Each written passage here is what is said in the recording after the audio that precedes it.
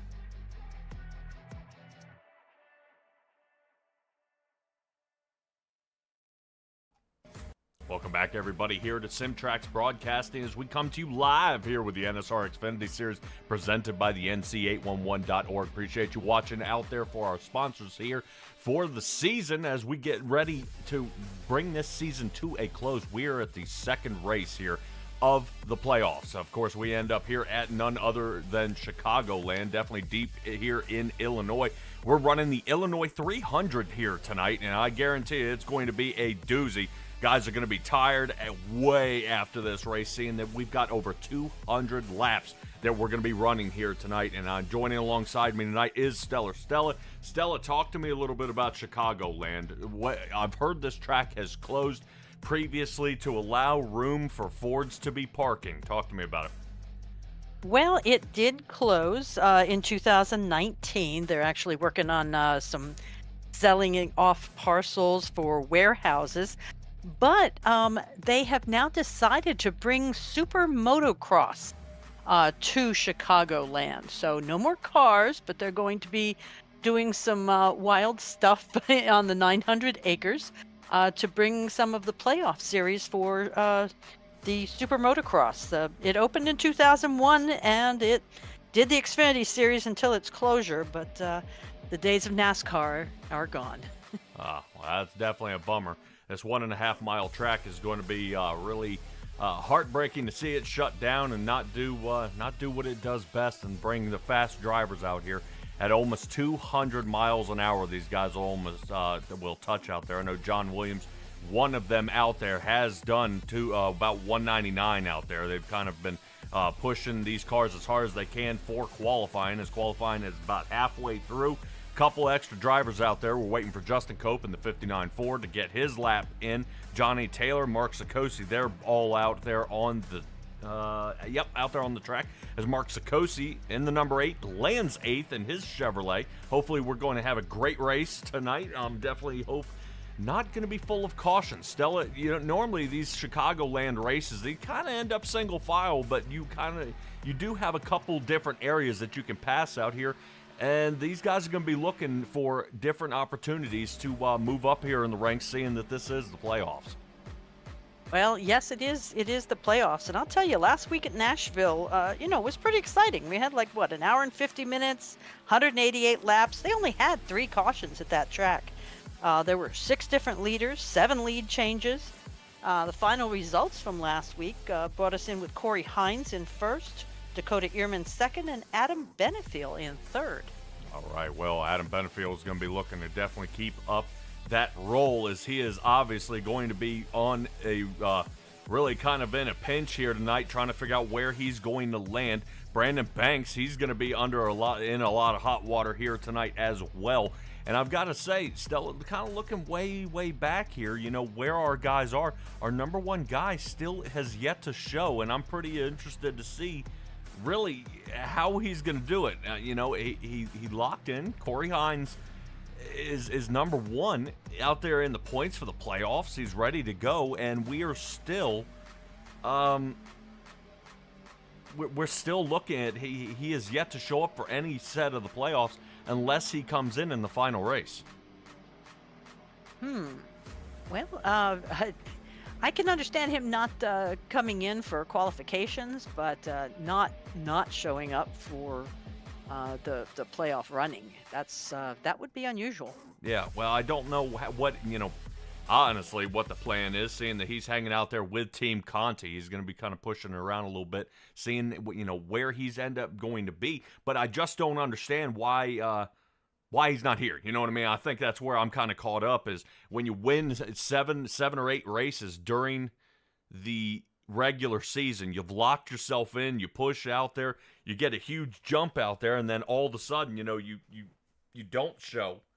Is he just going to come in, race the last one, seeing how far he put himself ahead in the playoffs? I mean, that's just going to be kind of questionable, because I'm looking here at the playoff standings. Corey Hines, look how far ahead he is, and still didn't race last week.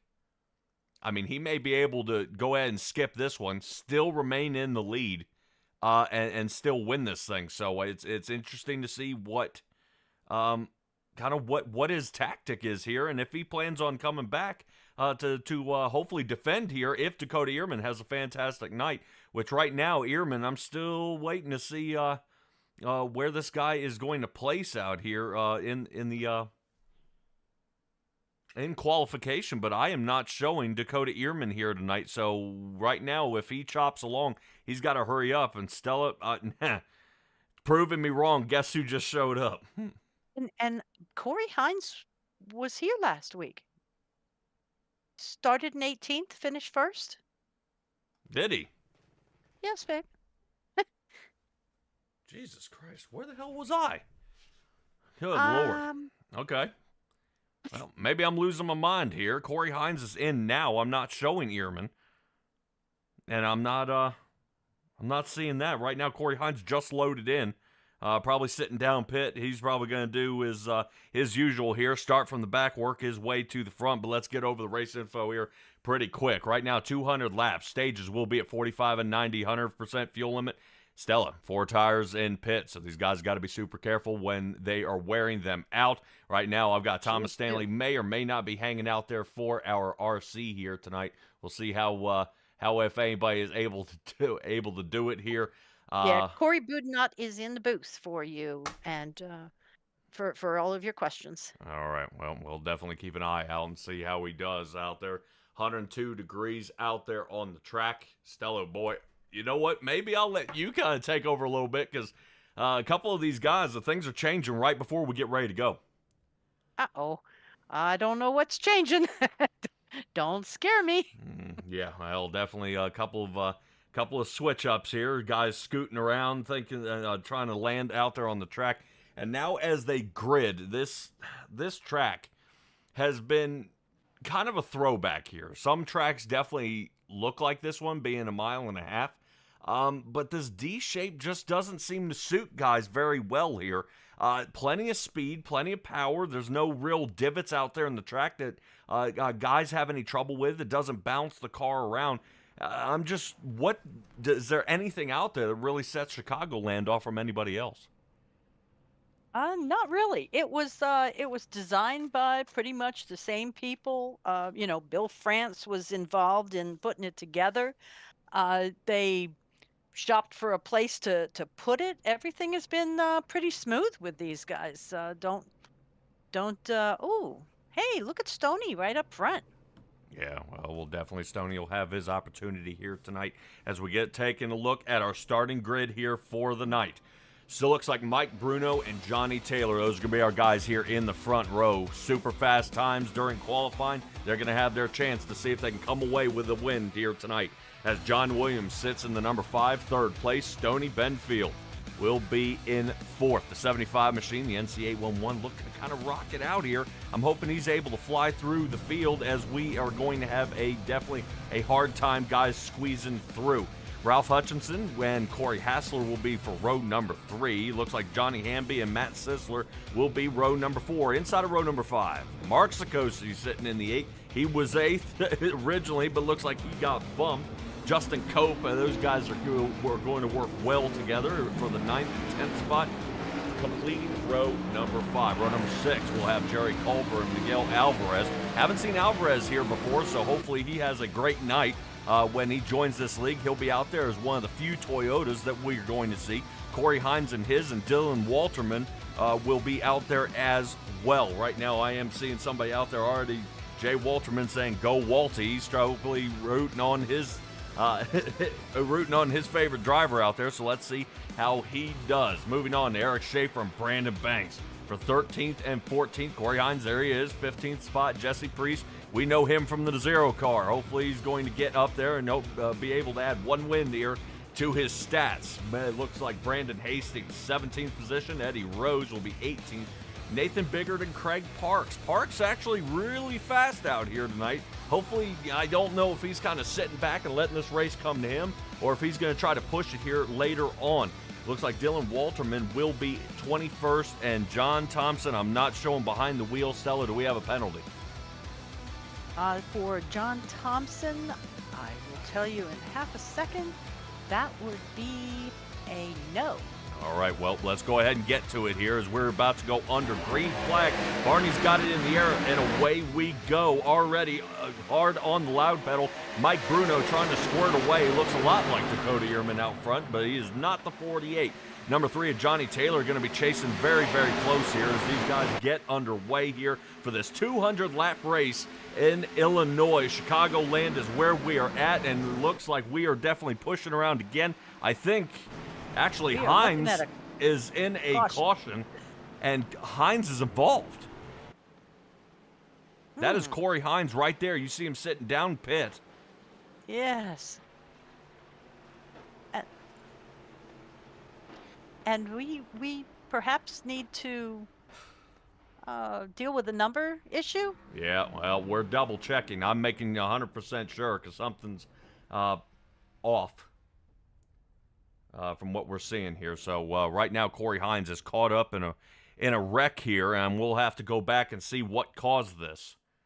Yeah, I saw a bunch of the fellas changing places in a fast, unorganized manner.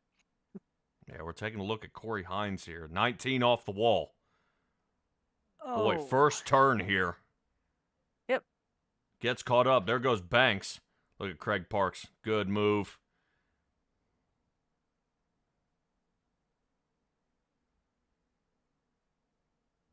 Wow.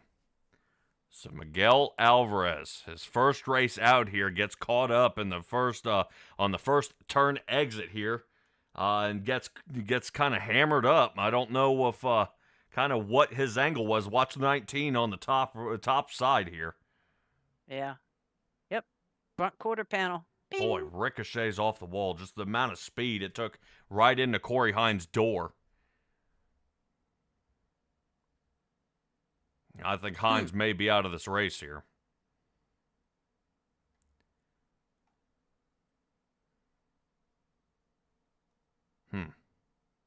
All right, we'll take one more look at it here, Stella, one more time from the top, and see if we can kind of break this down as to what happens. I mean, the 19, I just don't want to make sure any air came off the edge here, as it was about to go 3 wide if he was able to pull through.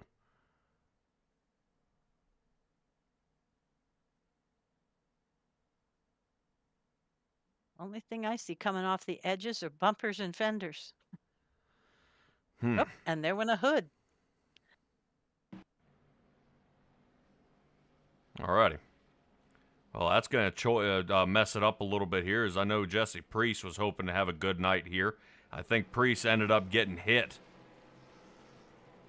And I hope he is not taking it to the garage out there, because Priest may have checked out.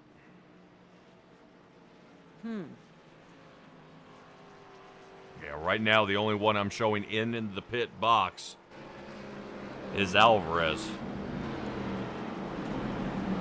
Corey, Hines, and Priest look like they have taken it to the garage here. Oh, okay.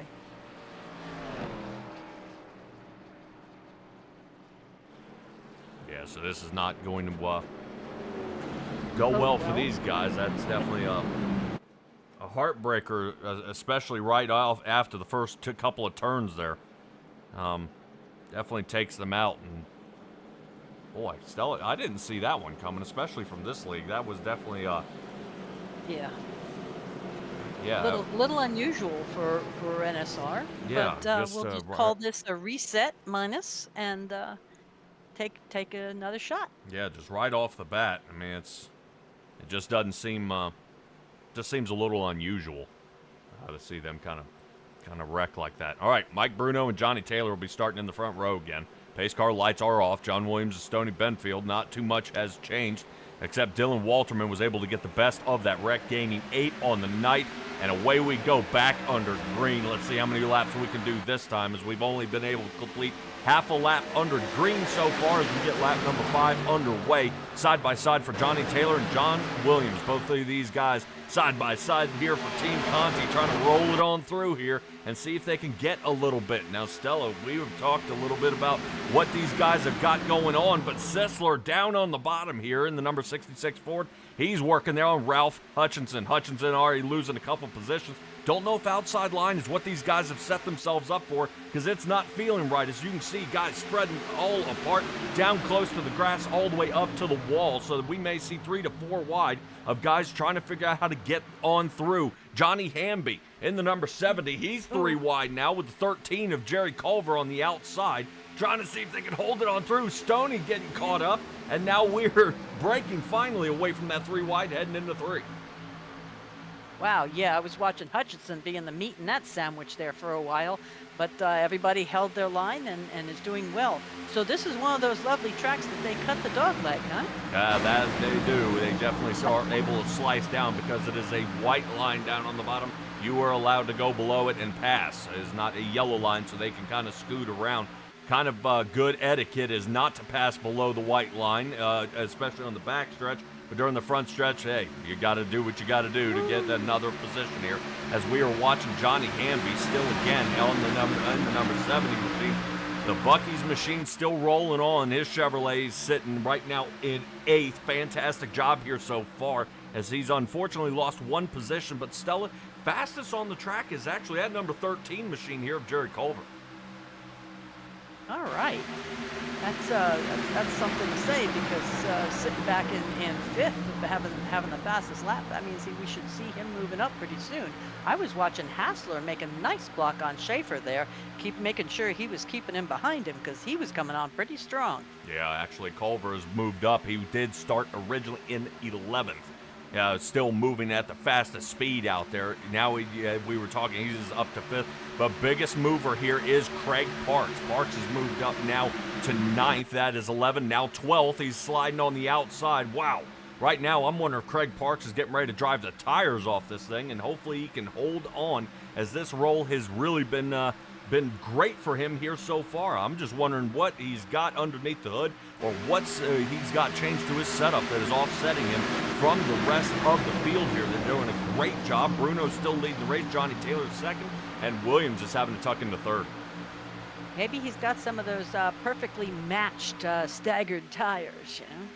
Oh, yeah. Well, 200 laps definitely feels like a lot, but as we're chugging away 30 seconds per lap here, this should rock out very well, as we already are about to complete lap number 10. Johnny Hamby has been in a lot of action here tonight, along with the 15 of Ralph Hutchinson. Unfortunately, Hutchinson is losing 5, trying to get one back here on Hamby, but Hamby sends it deep. Now Parks in trouble, and look how Parks is starting to kind of dog wag a little bit coming out of 2. So right now, this is kind of the power spot where everybody else is starting to slide around and trying to find the right groove to get going here up front. But up front, once again, I want to take a look at Culver. Culver Yes. on a roll, now up to 4th. Sisler trying to chase him here, and I'm wondering right now if dropping off the table like that, if that is the best thing to do, is you're losing the draft heading into 1. Right now, Sisler losing the rear end of the car. You see him sliding on through. Notice how we're only 12 laps into this thing. Really only about 9 of them under green, and we got guys sliding close to the wall here. I don't know if this is going to be a big problem on the exit of 2, if that's a huge disadvantage for these guys being so fast, but they're going to get closer to that wall. They've got to be careful here later on as these tires begin to wear in.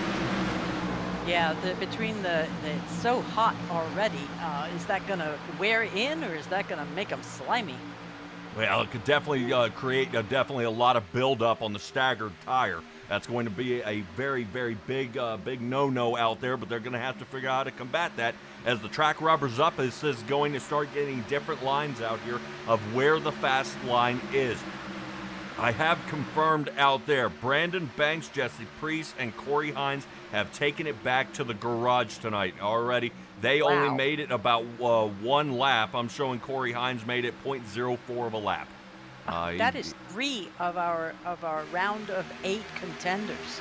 Yep, well, definitely not a good one. Schaefer still trying to battle back. He's not only battling out the track, he's still battling some connection issues. That number 4 we saw blinking earlier here in the race.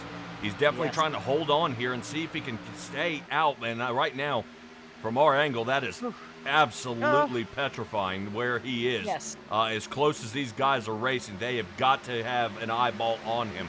So you said Corey Boudinot is here, and he is. So we'll keep definitely a close eye out there, and so will Race Control, making sure that number 4 stays connected but unchanged on the track. Mike Bruno, Johnny Taylor, and John Williams still remain our top 3 drivers and have been since qualification.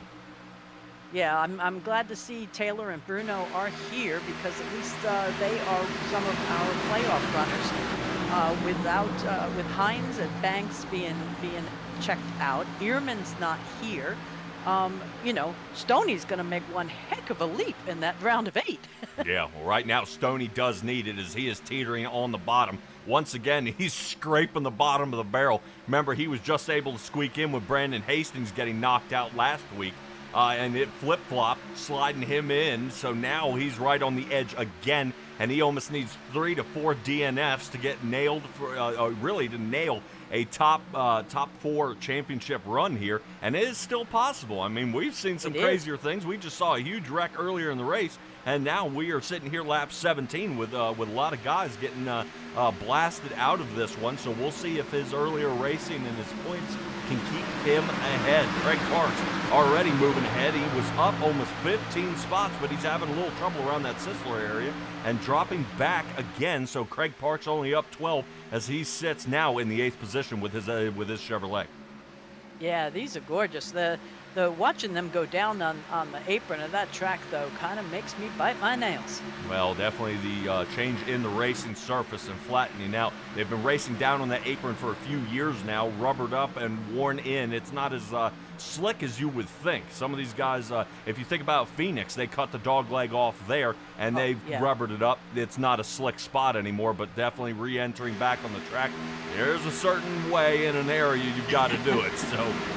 Yeah, I mean, we've seen some of these that if they so much as put a wheel on the paint, they go sailing off into outer space.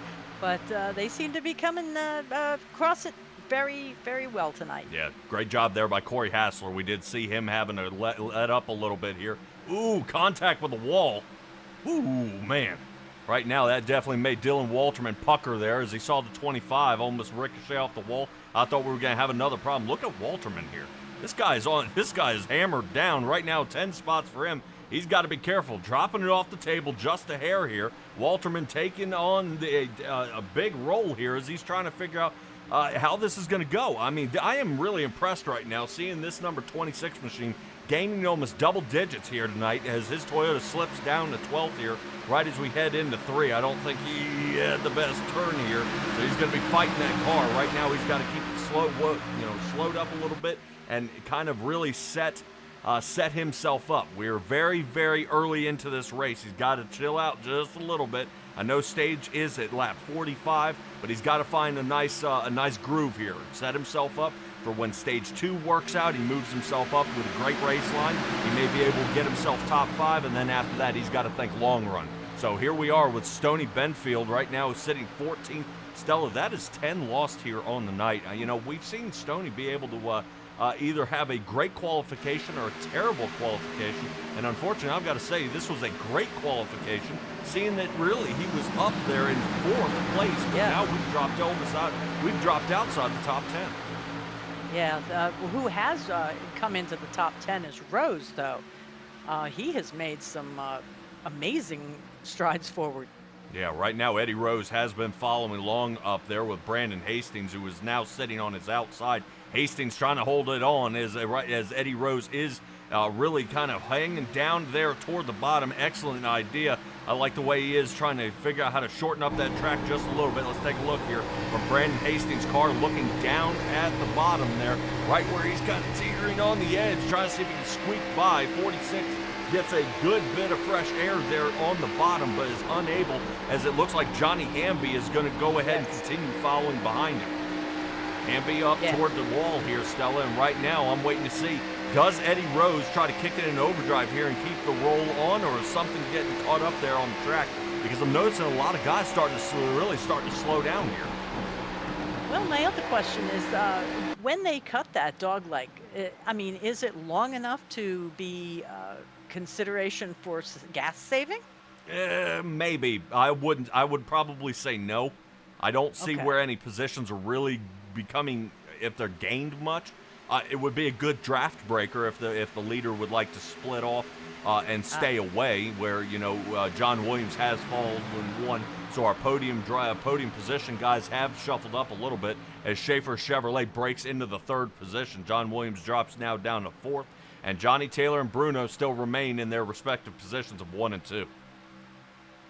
Right. Yeah, they're going to make some leaps and bounds tonight in their playoff standings.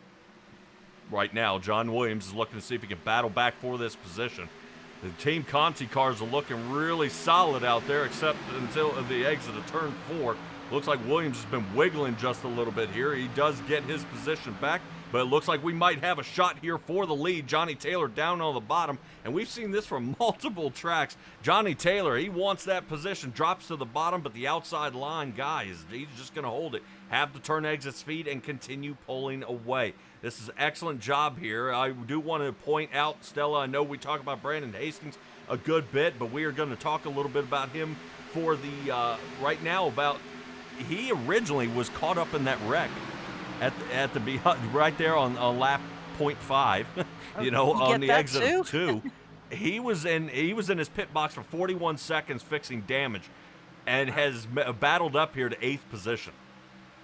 All right, that's definitely formidable. We've got look at Walterman 5 is still out there. Your J30 Forever, or maybe that's J3 Forever, is rooting you on, and so is Haley. You have failed to mention. Okay. Well, I wasn't sure if Haley was still here. I do see the blueberries out there. Yeah, but we are here. We are here with the NSR Xfinity Series, watching the battle for the lead between Johnny Taylor and Mike Bruno. Taylor would love to get around him here, but he is trying everything he can, kind of throwing a few things out there to try and see if he can slip up Mike Bruno. without making contact. I know a couple of guys might, in this certain situation would end up lining up behind him and a little nudge right before you head into the turn. But Johnny Taylor keeping good etiquette out there, not hammering anybody up here, and definitely setting back and watching how this happens. John Williams, I believe John Williams may have disconnected here. I'm showing him back into the garage. He just shot out. Yeah, the number 5 Chevrolet, he is off the screen here, so that is not good. We'll keep an eye out there. That means bringing up the rear is Mark Sikosi and Stoney Benfield. Right now, those guys are sitting 15th and 16th. Remember Hassler, he was making great moves, made contact with the wall, and he may be suffering from some of that damage. 14th position for him. Cope sits 13th, Biggert up to 12th, and Walterman is 11th. Rounding up to our top 10, we finally find Jerry Culver still chasing Johnny Hamby here. Hamby trying to get back to his original qualifying position. He's only got a couple more to go. Rose gaining 10 as well as Hastings. And our biggest mover here of the race would be Craig Parks. Parks staying way off the reservation for his qualifying time, but he still looks like he's doing the Corey Hines and seeing if he can shoot past this entire field and go up there and set himself up for a win. Right now, this is a fantastic race, other than a little hiccup we had right on the outside, and it was interesting to see that from what I've seen as a newcomer, really a couple of turns and kind of got clipped there. I don't know if maybe something got set up or something didn't get reset after qualifying, and an outside line position was not his tonight, and that unfortunately took out a lot of our top drivers here tonight, and they have got really, they're going to hate that, especially in the playoffs. You do not want your top guys kind of beat out of this one, as they've had the opportunity, they've put the time in, and unfortunately getting wrecked that early definitely takes the wind right out of their sails, and they are unable to continue competing here. So next week will be even harder. If you didn't think this week was hard enough, we're looking at Ralph Hutchinson, 4th position now, and Matt Sisler sitting 5th. Oh, while we're doing this, meanwhile, Walterman is working his way up in the 26 Toyota. Looks like he's trying to see if he can get a little more speed out of that car again, or he's slacked off a little bit to try to save tires. That way he can work on them just a little bit. 12th position for him, but he is still battling out there with the 0-2 of Nathan Biggert as they shoot out of 4th here, trying to figure out how he's going to get through. Just so many guys just shuffling around here, not finding any kind of position here, as they were actually exiting 2. We're getting through 3 and 4 now. Outside line, wow. Well, he'll have the turn exit speed. It'll be perfect. But right now, that's when you see a guy like that going up and he's getting ready to chew on your netting. That's not going to be good.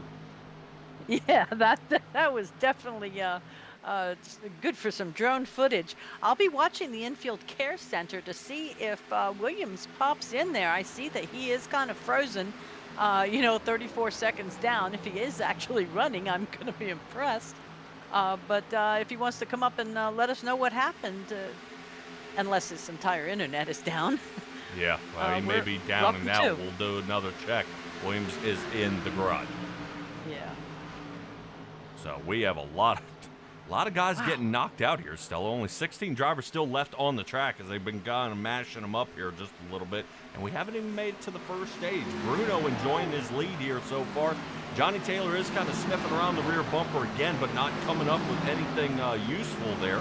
Already Brandon Hastings sticking out there, still in front of Eddie Rose. Rose taking many, many peaks, and I'm wondering, Stella, notice how we don't have a lot of guys passing out here.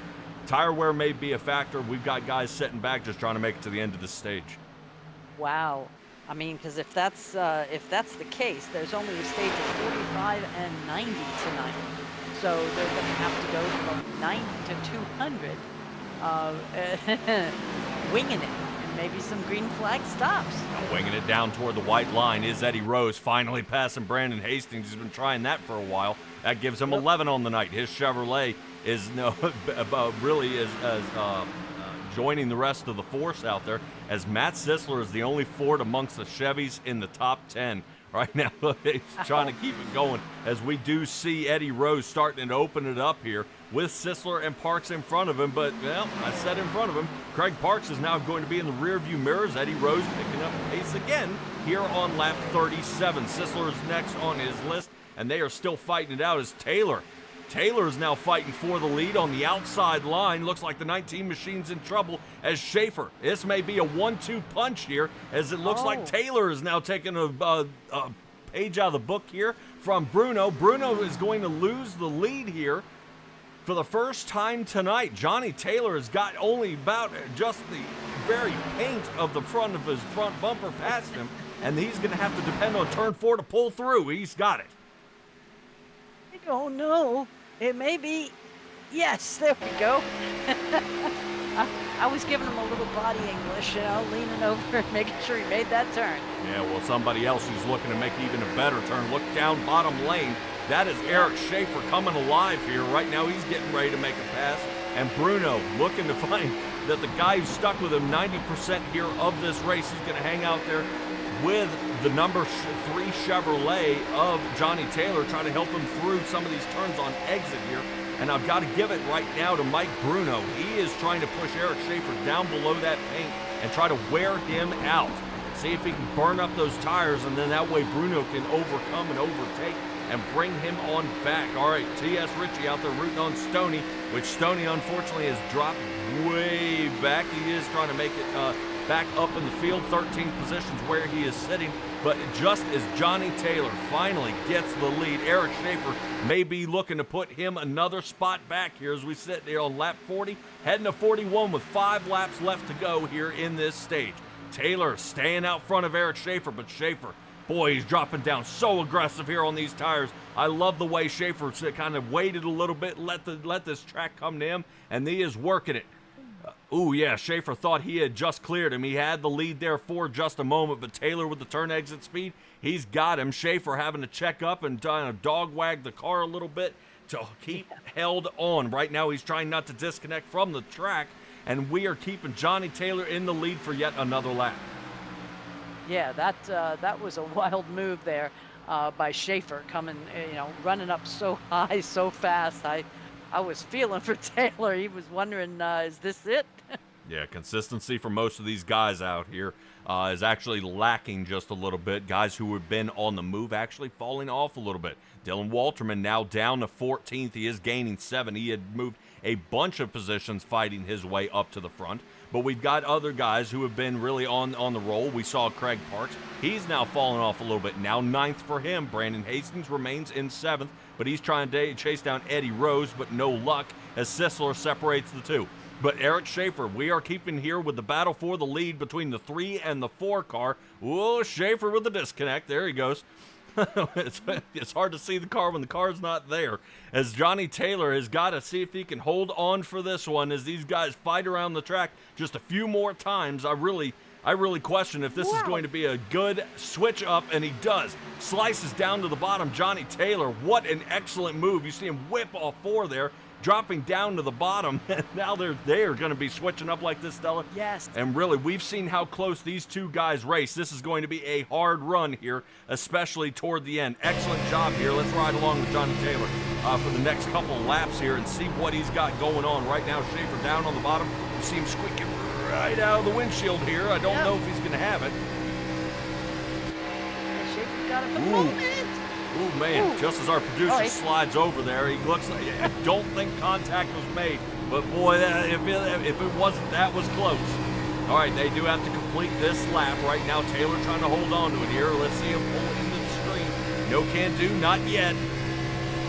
Not yet, as he is so close, taking a peek out of the driver's window here, looking down. No can do. Eric Schaefer going to have a shot here, and now we are coming right up to the line. And we'll find out which one of these guys. I think Schaefer might have him here at the line. Yeah, there we go. Wow. Schaefer, Taylor, and Bruno.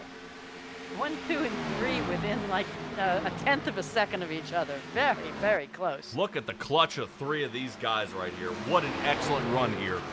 And this is working out perfectly for some of these guys. They're pretty happy about how their race is showing up here tonight. And that is definitely going to do it for our first stage. Fantastic run here. I definitely assure you, pit road is starting to get active. Already you hear a couple of the pit guns down in pit road. Guys are getting locked and loaded.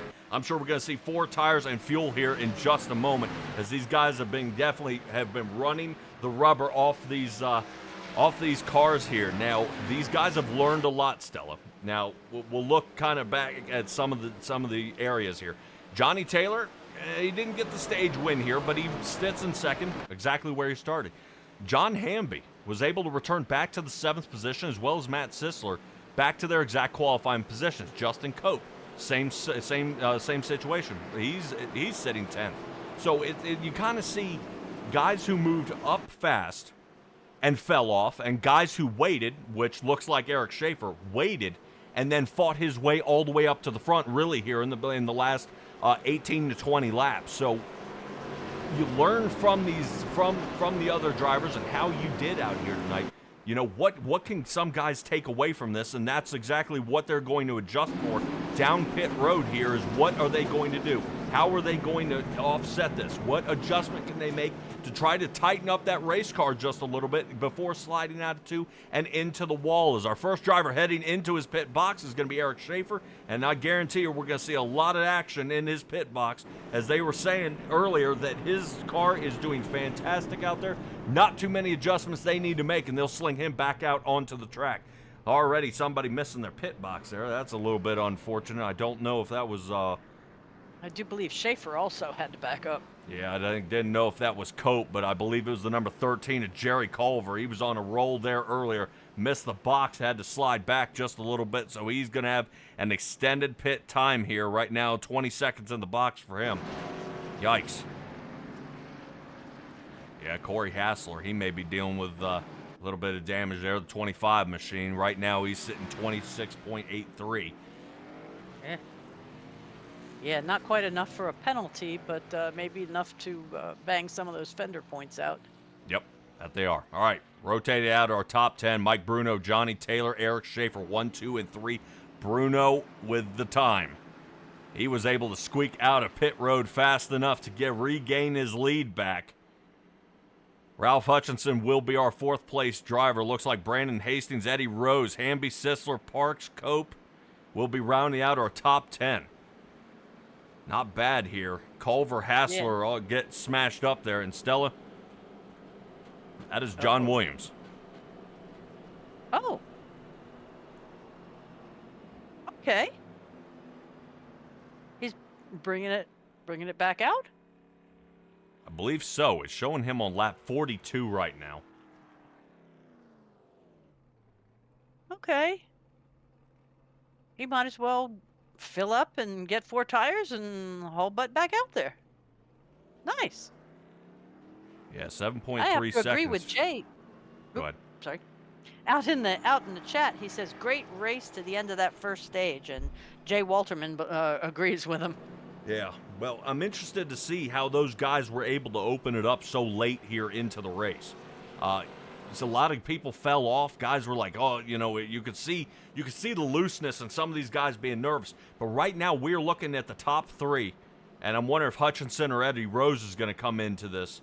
How they were able to open it up here right at the end. I mean, they were starting to actually pick up speed toward the end of the race. So, well, toward the end of the stage anyway. So guys who were having to do that 110 lap stint between lap 90 stage and the lap 200, man, that's going to be close. And if you think about it, with only about 4 sets of tires down pit, they've got 3 to go. That leaves them 2. If this thing goes green all the way, I mean, it's going to be close. Yeah, I always wonder when you say, you know, they're moving up really fast. I wonder, but you have all those stats. Are they moving up, or are the guys in front moving back? Right. Are they pushing too hard to make the passing, or are they... The guys in front falling off. Right, or the guys in front actually holding back a little bit. That way they can push farther on. So yeah. Brandon Hastings there has to kind of tighten up a little bit. That way Johnny Hamby can get a good shot here on Craig Parks. Yeah, either that or Rose is going to come sweep in there. Yeah. On the low line. Yeah, I guarantee you Rose would like to make a shot here. Sisler is on the outside line. He's going to have some work to do to see if he can come back up with a run. All right, let's get ready to get this one back underway here. flag. Barney with it in his hand. Boy, he's got a tan. There Look it at that. is. Looking good. Here we go. Mike Bruno, Johnny Taylor getting taken off here, and if we take a separation between most of the drivers, guys are spread well apart here. They're going to be see if they can fight their way back to the front. Already having a little trouble back here. Hamby finally gets a little space here side to side as he's going to be chasing Eddie Rose here. Sisler, where did Sisler go? Did he blink out?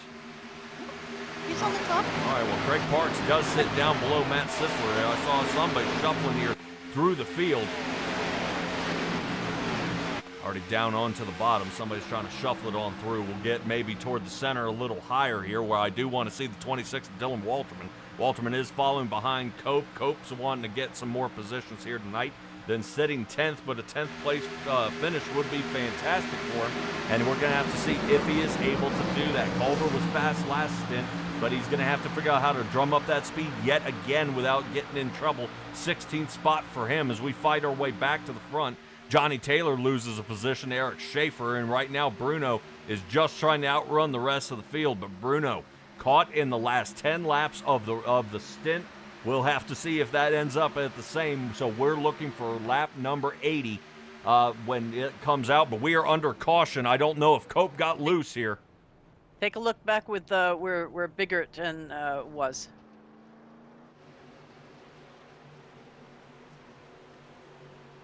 Because the three of them were trading spaces there. All right, well, let's take a look here over top. This is Nathan Biggert. Oh, Cope just breaks loose. There it is. Okay. Hey, not bad. Oh, don't hit the wall. Nah, he was able to save it. Excellent. So big thank you to the landscaping crew out there for the 59 Ford, saving his night here tonight. Definitely bringing it back. That way he can slow down. So right now, Cope, right now has got to be debating with his pit crew here and his crew chief whether they should take tires or not. They are pretty much strapped for tires here tonight. If they're going to try to one-stop this in the last stage. So they're going to see if they can push on through. This will give Williams one of his laps back. So he'll be he'll get lucky dog here, get pushed around. So he'll only be 5 laps down here for the night. Right now, I bet guarantee he's smiling ear to ear that he's got this. But once again, we'll take a look back at our playoff standings as Corey Hines, Dakota Earman, and Brandon Banks. Banks gets knocked out here tonight. Priest gets knocked out here tonight. Adam Benefield is not here.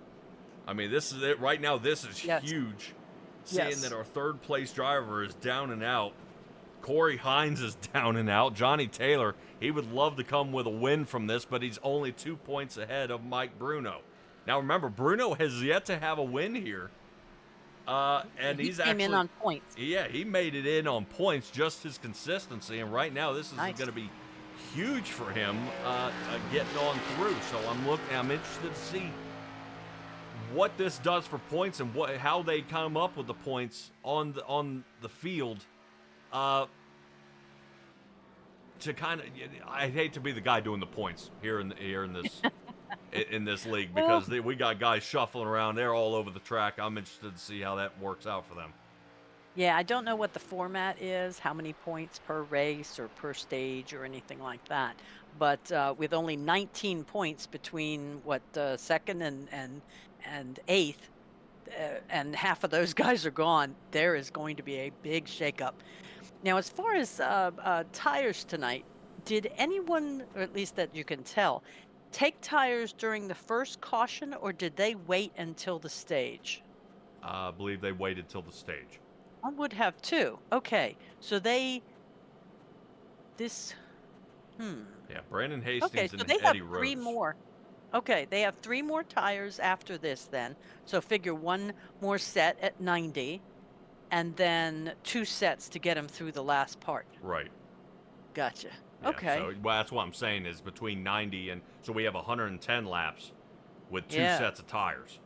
Yeah. So they've got to really weigh their options that if it does become caution ridden.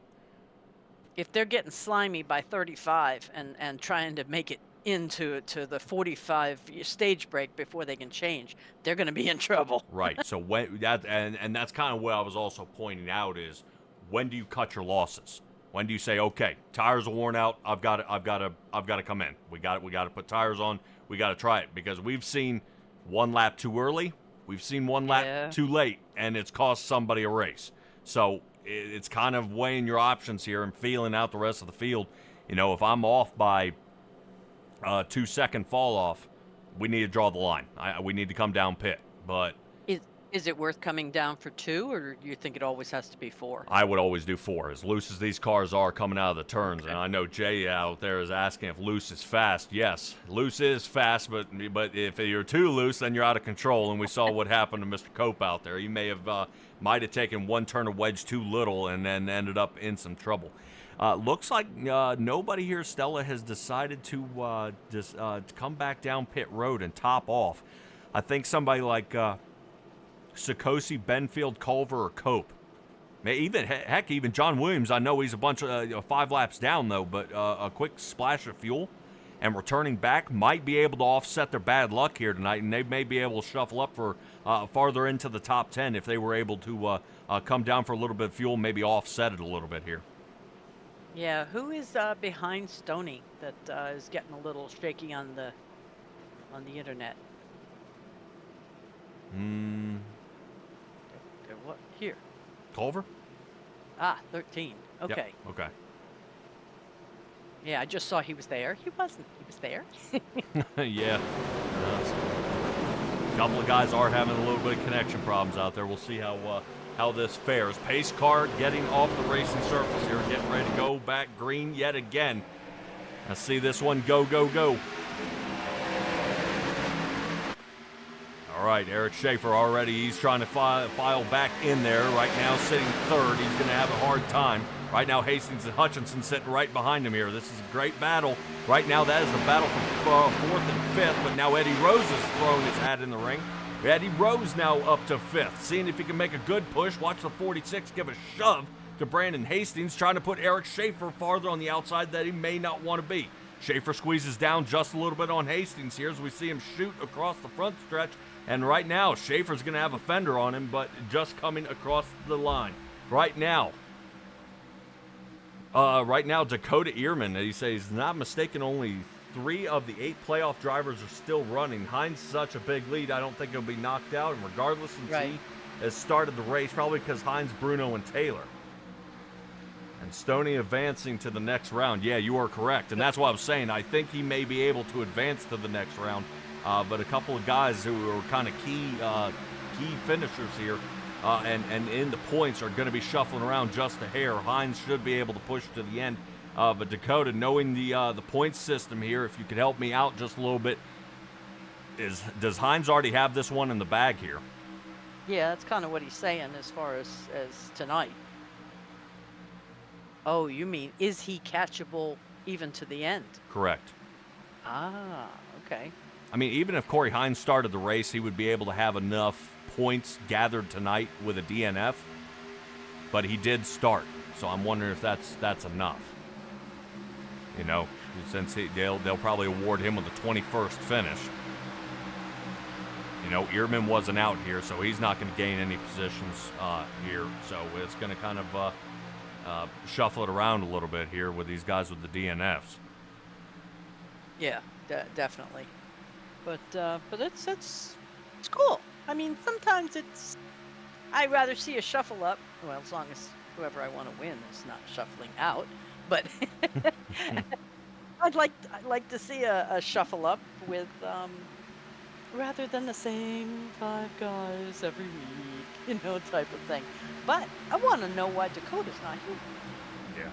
Well, right now he's saying typically the last race is just highest finisher. And he believes but he can't say for sure. So we'll see. Hamby making some moves here on Sisler. This is for the battle for 7th. Right now they're looking to see if they can shoot on by. Schaefer gets back into 2nd, trying to run Bruno down as Bruno was been contested a little bit here tonight.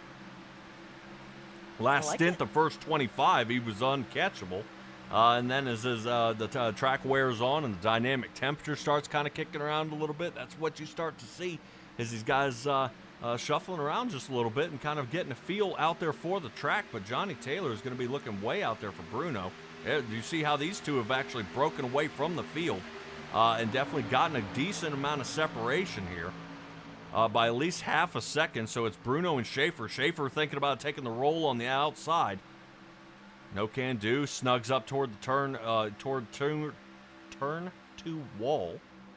Boy, I don't know what happened there. I bit my tongue about 3 times. That was ugly. That was awesome. All right, let's get back here. I want to take a look at Hutchinson and Rose. These two guys side by side. This is the 15 Chevrolet and the 46 Chevy. Eddie Rose hanging way toward the top. Check that out, above the 3/4 line there. Yep. Rolling through 46. Watch the speed, and Sisler has to make a choice. Sisler in the 66, trying to see where this is going to be. You know what? Let's take a ride along with Sisler and let's see what he sees. He's going to follow Hutchinson. Look at his line. Rose is just too far out there. Yeah. Right now, Sisler's got to find some more speed out of the front of this car. You see how a couple of guys are definitely holding it on. 15 needs a little more stagger here to pull through. See how the car looks kind of blocky instead of leaning there, so he may be having some trouble. He's going to be fighting at 46 with a little bit of a bump there in the track. 46 will have the upper hand as he has the upper line, pulls on through, and Eddie Rose is going to follow behind Hastings as he gets back up. Rose now to 5th. Sisler wants to make a shot down here toward the bottom, and the 15 gets a quick call out by his spotter and says, hey, somebody's there. Sisler! He's the little disconnect there by Sisler as we were hunting. Looks like our spotter on the top of the tower. Oh, Sisler contact with the 15. Looks like the two of these guys came together. Don't know who came into who from our angle. And they definitely got a little wiggle there. Everybody straightens it back out, and looks like we're in continuation here. And a little bit further apart. All right. Well, it looks like Sisler decided to go ahead and let him have the spot. Not interested in taking out his race this early. And I think Mike Bruno is in trouble. Schaefer has him for just a moment. Bruno gets him back, and this is the battle now for the lead.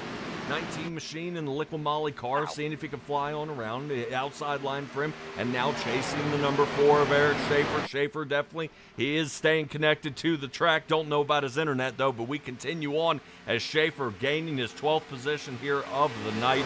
An excellent job here as he's now going to lead this race. Yeah, he's, I don't know if that's a defense mechanism, but that blinking is a killer. Yeah.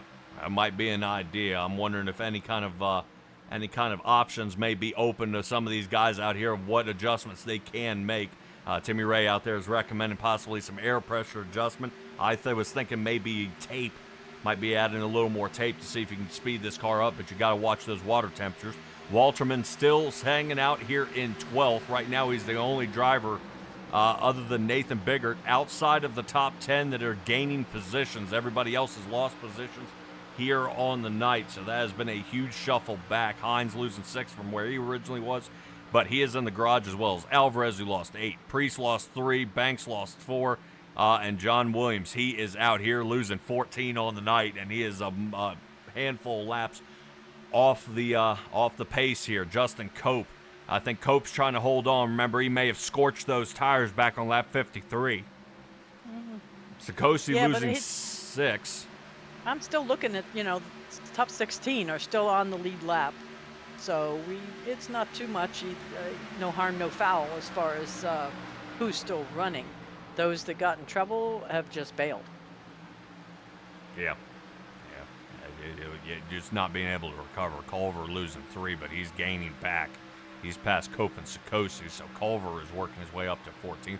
Stoney Benfield, I know we got a few fans out there for Stoney, definitely kind of rooting him on. Kip Cook out there, just one of the viewers out there. Stoney is fighting himself back up to 13th.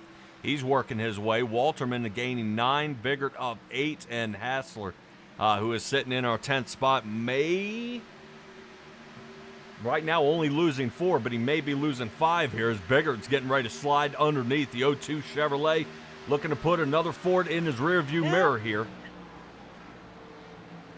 Good. Yeah, as he slides on around. Good move right now. That looks like a perfect pass. The 25 of Hassler is going to be following along. I don't know if tire wear is starting to become a thing here as the guys are just going ahead and letting positions go. Craig Parks up 11. Hamby right now in the Buc-ee's machine continuing on through. Oh. Go ahead. Should I tell people that I now know what Beaver Nuggets are? beaver nuggets are? Yes. You have found the Beaver Nuggets. Yes. Yeah, believe it or not, they're delicious. Imagine a cross between a Cracker Jack and a corn pop. Oh. That's the only way. Maybe with just a hint of maple syrup. All right. We say we take a look back here for the battle for 14th where Mark Sikosi is. Sikosi gets that spot back from Culver. Culver was passing him there. Says no. Yep, looked like Sikosi said, nah, you go ahead and sit behind me for a little while longer. So Sikosi picking up another spot here. He's going to be trying to chase these guys down. Right now, I do want to float up here to Hutchinson and Rose. Looks like they're going to be at it again. Sisler and Hamby are going to be at it right behind him. Bruno's fallen off by over half a second over Schaefer. Schaefer has been on a roll here tonight. Excellent job. And right now, Rose, I believe, is even... Oh, he barely had him there for just a moment. Yeah. As it looks like Hutchinson might be able to slice and get it back here. Boy, it's hard to have the discipline on the outside line to continue the charge when you're watching the guy drive away from you. And then him pull back and then you pass him. As he drops down there, you're talking about seeing him pull away, like that, as he drops down. Right. Not to go with him. So yeah, you're saying the discipline not to do what? To go with him even though he was flying past you. Yeah, right. Not to drop down and play follow. Right now he's running his own line, and that's exactly what you're seeing here. And once again he holds them off. So Eddie Rose keeping that fifth spot, chasing Brandon Hastings here as long as he can. Right now, Hastings might be under fire here in just a moment as Eddie Rose has got a good line here. Hastings cuts him off. Quick, fast, and in a hurry. Yeah, good roll here by Hastings. Hastings already trying to see if he can find him here. Right now, it looks like Rose is going to be taking a look here toward the inside. He's not going to have it, though. Look at this. Look how close. Yes. So right now, Hastings, we are riding along with Hastings as the 46 machine is taking a peek down on the bottom. Looks like a lot of what he's just been fending off from Ralph Hutchinson. And I think Hutchinson, if Eddie Rose can't keep going forward, he's going to be in some trouble. All right, let's rotate back right now to Hamby. Hamby's still fighting along with Sisler. Sisler holding the outside. He saw Eddie Rose do it. Looks like... looks like he's going to take that same line. Right now, Sisler keeping the roll going. He then dives down, right? But then 70 takes it first. Right. Okay, I see what you mean. Yeah, right now, Sisler is going to hang on that top line. Notice how Sisler is getting loose there on that outside line, so he's trying to hold that car together. Now, see, the setup is getting better. He's not losing a bunch of positions here. 7th for him, so, it makes you wonder when guys start kind of tweaking things around like this. During pit road, whatever he adjusted, it worked out pretty well. Sisler is losing a lot of contact here with the track later on here in this run, so he's got the right adjustment. But does he continue adjusting? If he adjusts it anymore, he may actually make it worse. So he's got to be careful, and he's got to think tire wear later on in this run. Eddie Rose and Eddie Rose and Hutchinson here, definitely taking a look at each other once again. Sisler finally overcomes Johnny Hamby. These two have been almost at it all night. Seeing that they originally started in the opposite position. Sisler started in 8th, and Hamby started in 7th here on the night. But right now, here on lap 81, halfway through, that they're actually sitting back and they're actually switching sides here. Stella, we are less than 8 laps here from our stage break, and Johnny Taylor is starting to pick up speed. Oh. Yeah, right now, not a real good turn right there, but he started picking up about a tenth on that last lap and was starting to reel them in. Notice how we're down to 0.8 of a second. He's been hanging out beyond the 1 second mark, and now he's starting to reel in Bruno. If he can reel in Bruno, it may be a good run. Right now, Taylor has been sandbagging it here, and he's going to be looking to reel in our guys, but he's got 7 laps to get it done. But we'll keep tabs on him and roll it back. I want to check on Sisler one more time. Sisler might be in some trouble as it looks like Hamby jumps down to the bottom, and he's trying to make a battle for it again. But an excellent turn here by Matt Sisler, and now he's going to see him turn into a little bitty speck into that rearview mirror as he gets away from the 70. Let's see how Hastings is doing on the outside of Eddie Rose. Good battles all along the track, but Taylor has got some long run speed, but his turns are lacking. 6 laps left to go before we get to the stage break here. As we continue this roll on, Hastings does lose the position to Eddie Rose, and Rose now with 14 positions gained here on the night. His Chevrolet has been one of the fastest out here tonight. Yeah, I've been watching him, and he is looking good. Don't know if it's the setup or an energy drink, but he's on a roll. Yeah, Team Conti's been doing a fantastic job here. He's going to have to kind of slice this up a little bit and move on through. Checking out there with Barbara Pinion. Says can't talk a whole lot. I get it. We definitely watching from inside Stoney's car. I know you are seeing his hands definitely working the wheel here tonight. But they are saying update from Stoney out there is he's going to hang back a little bit to try to avoid some trouble. So I definitely was seeing how fast these guys go. We were going to have to see if Stoney, if his tactic does work. I've tried it. It's all dependent on your tire choice. 50-50. Right. I would love to see if this thing ends up in a caution with about 20 laps left to go, fresh tires, and everybody duke it out right at the end. I think it may be a possibility of that happening. Yeah, that would be a shootout for sure. Yeah, right now it looks like Bruno and Taylor may be the only two that are going to be able to touch. Taylor is trying to reel him in here. Excellent straightaway speed. Going to lose a little bit here on the top line once again. But Schaefer kind of laughing this one off as he's looking at him back there, fighting amongst themselves instead of catching him. Oh yeah, there's I'd say in the next 3 laps they're probably not going to be able to overcome the gap that Schaefer has currently. No, they're not. Right now we're rolling back here to Stoney Benfield right now. Benfield has definitely a lot of company behind him. Dylan Walterman wanting to catch up there, and Corey Hassler in the 25. There's good shuffle up here, and I believe rotating on back to the front. I'm going to take a look at Taylor, who's now made the switch up here on Mike Bruno. This is the battle for second place.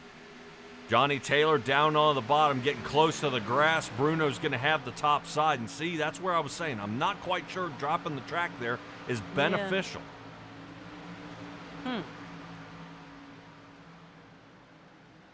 Yep, not in this case. Looks like Bruno has taken over second place, and Taylor is snugging into third. Yep, drops him off just a little bit there. And we check back on Sisler. Hamby and Sisler deciding to fight another day. Few more laps left to go here before stage break at 90. Remember, we still need to complete lap 90 in the first, and the top 10 have to clear the line first before the caution comes out. Correct. So still pushing on here, Stella. Right now we're taking another look. I believe Sisler may be under fire here yet again as they get around Craig Parks. Parks has a bad turn, drops down to 10th. Right now, Sisler and Hamby. This is Parks down on the bottom. Right now, Parks trying to hold on to it here. He slides up into 8th, trying to put Sisler behind him. Right now, Sisler, no can do. Parks trying to hold on. We still have a battle out here for second place as it looks like Bruno is under fire again. Johnny Taylor's going to squeak up close to him. He's got to make one more dive here into the turn. Right now, Johnny Taylor slides down to the bottom. Don't think he's going to have him here. Yep, shootout here to the line. No can do. Taylor trying to slice it. Nope, that ain't going to do it. Let's rotate back. I do want to find out how Hamby's going to do. He's following Sisler. Parks has a bad turn, drops down to 10th. We have our 4th caution. Stoney has got past Corey Hassler there for 11th position. Gaining a few more here on the night. All right. Stella? Yeah, one thing I noticed you said was that Taylor was sandbagging it, and I'm thinking to myself, how do you sandbag it and are you still in third place? That's some high, some downtown sand. Yeah, that's definitely he's working it.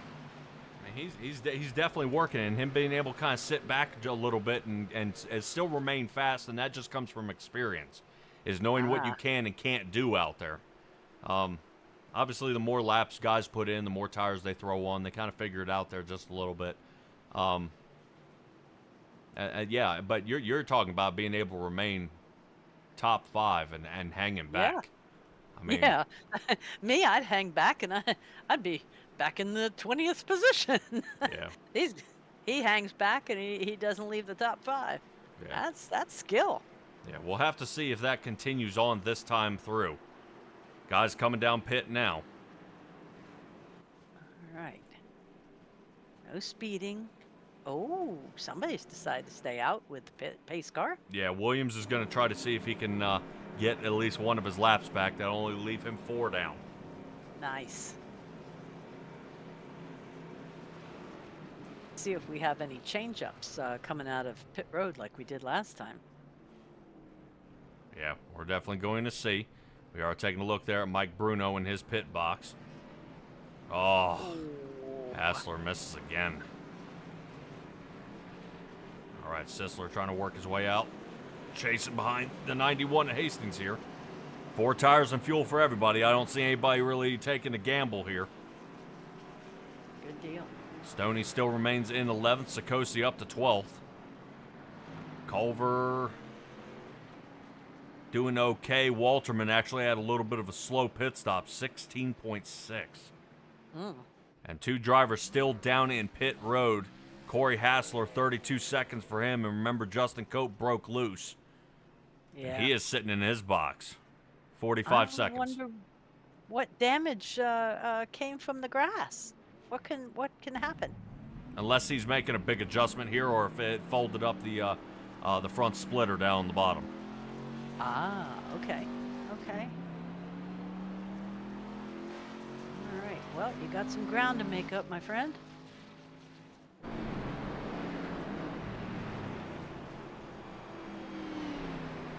Boy, interesting run here so far.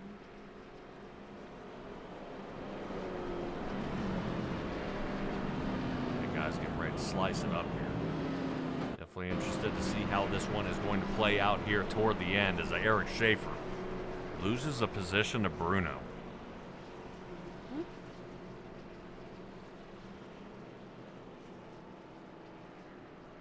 Kind of makes you wonder that when they came down pit road, how did he pass him? You know, how was Bruno back in the lead by everything I'm looking at? He should have never got him here. Let's see what happens.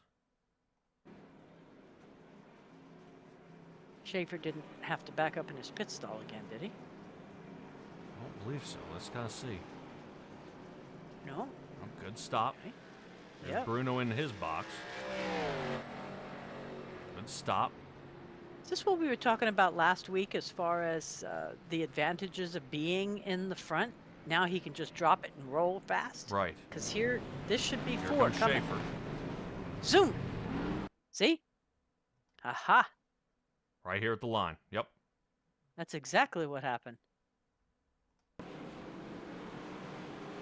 All right. Pace car lights are off. From here to the end, it's all up to them.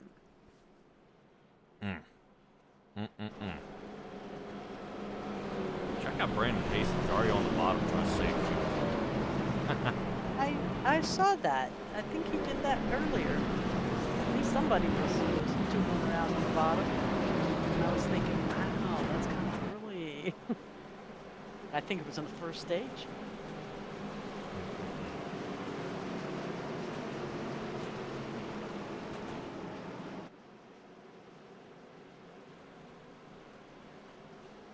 Dakota Earman saying the same thing there.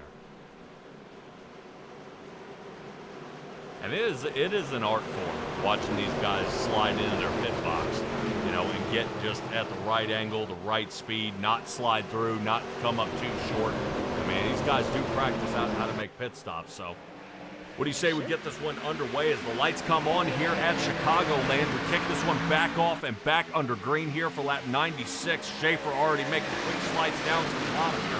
And this is a big move there for Schaefer. Right now as they fly on by here, excellent job right now is Bruno trying to hold on to the lead. Very tough move here. Johnny Taylor already taking a peek here toward the inside of Schaefer, and they've got to figure out what they can do.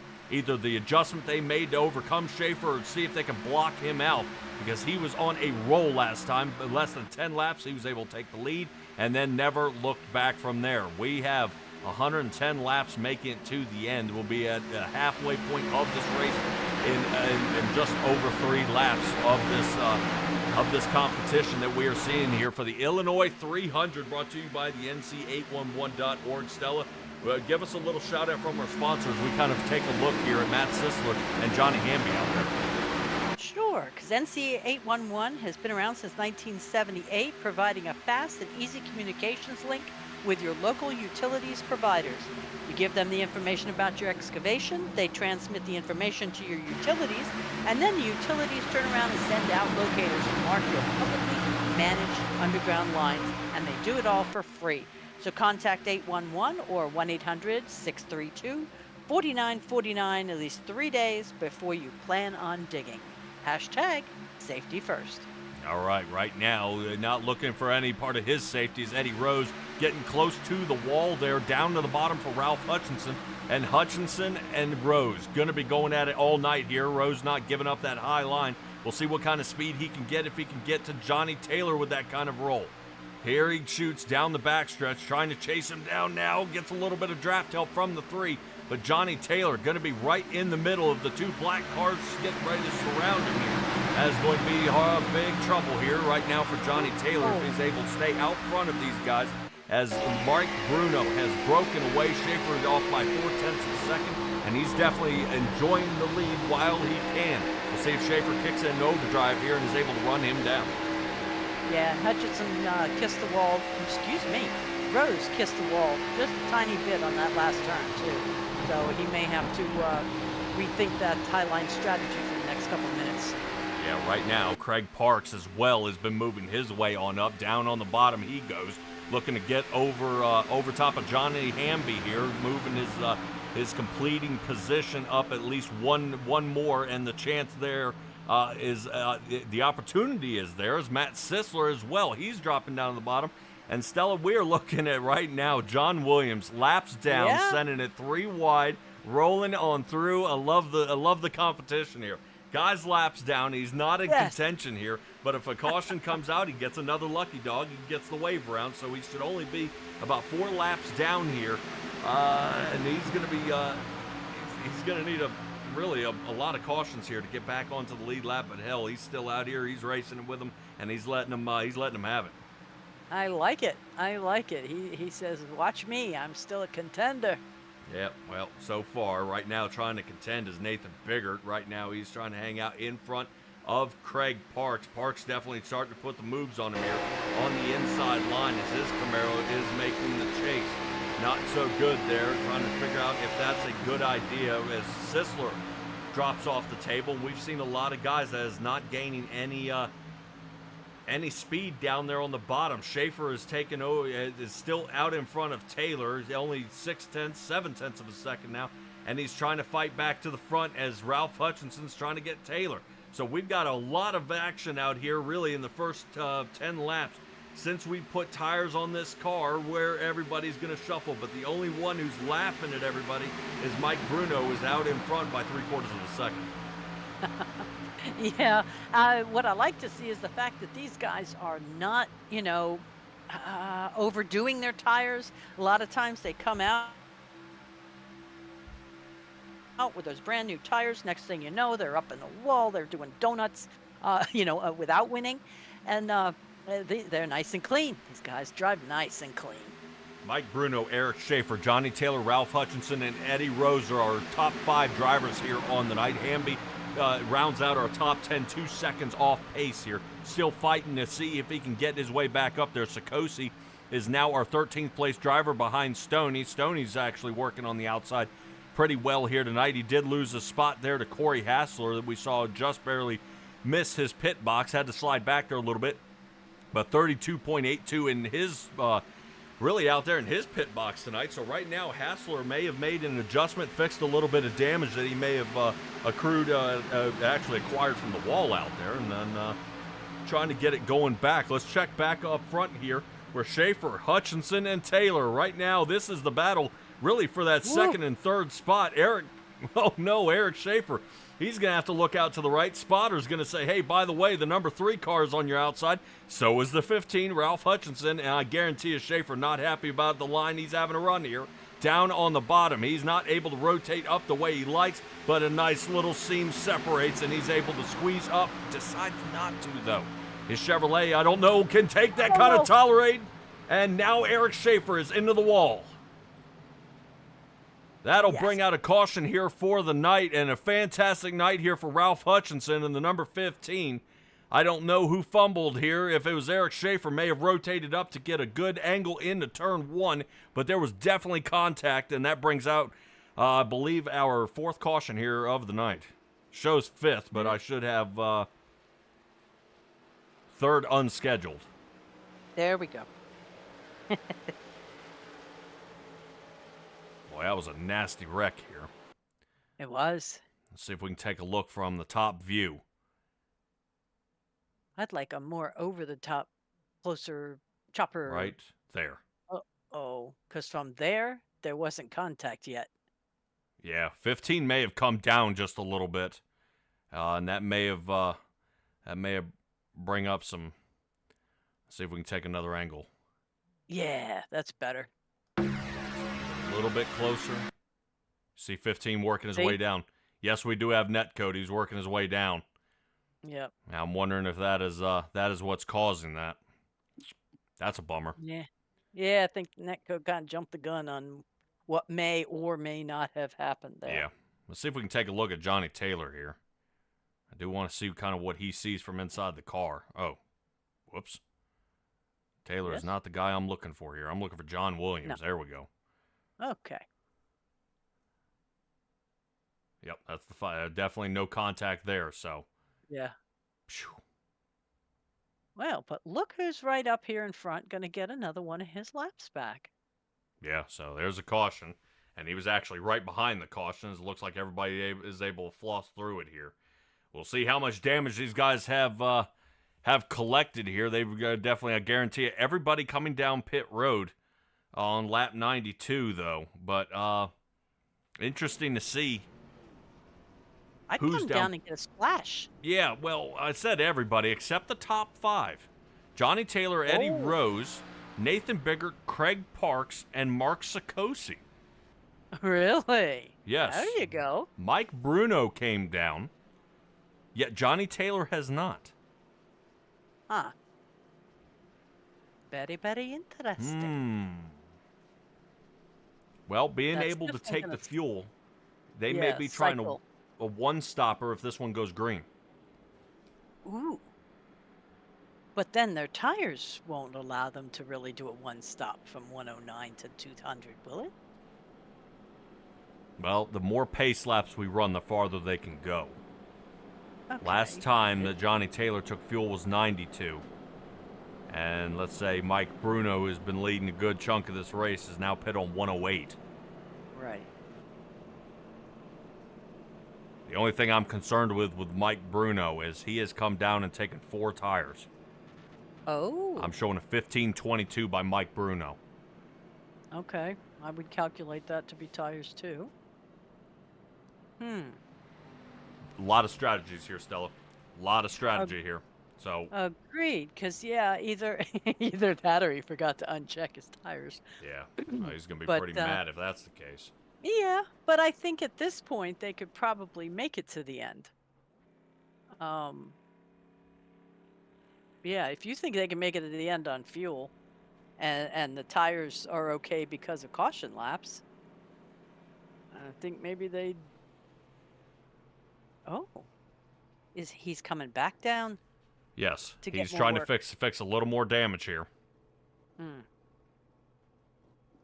See, the right side's going up. Left side's going up. Okay. Yeah. Dakota Earman saying they're not going to make it for sure. I 100% agree with that. The only question I kind of throw my hand up in the air about is this possible to make a one stop and go? Guys who have come down for fuel in 108, if they're able to make the stop at 158 And try to go on the from there. and then have one stop, 4 tires and fuel, and back out on the track. The guys who came in on 92, like Biggert, Sikosi, Rose, and Taylor, and Parks, is there a possibility they're still going to need to make 2 stops, or are they going to be even closer? They may be stopping almost 10 to 15 laps before the rest of the field. That's what I would figure. But then can they make it from there? Right. Or you think they'll have to do 2? Yeah, as Jay out there would say, strategy. Yep. So we'll definitely take an idea. I know Dakota Earman is out there in the chat tuned in still, and I appreciate that. Hopefully he may be able to let some insight in on that, seeing kind of really where these guys end up and how it's going to be early out there for fuel mileage. That's the only thing that really, really concerns me here, if that's going to be any kind of a problem here when we get going. All right, Stella, we are getting ready to head back green. Johnny Taylor and Eddie Rose are going to be our guys here in the front row. All righty, and here we go again, back under green. Taylor getting away here pretty quick. I'm sure he's enjoying that lead here for just a moment, waiting for the guys with the fresh tires to kind of open it up here, and let's go ahead and get to the jam where they're going to be. Looks like Mike Bruno, Craig Parks, Matt Sisler. Remember, all these guys pit, and they're already slicing through.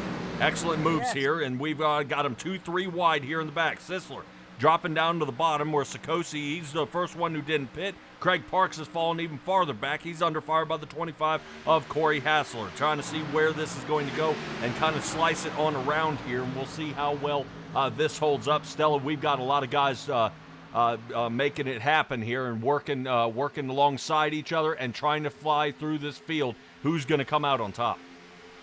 Yeah, the guy all the way in the front that has nobody slicing around him is the guy who's going to come out on top.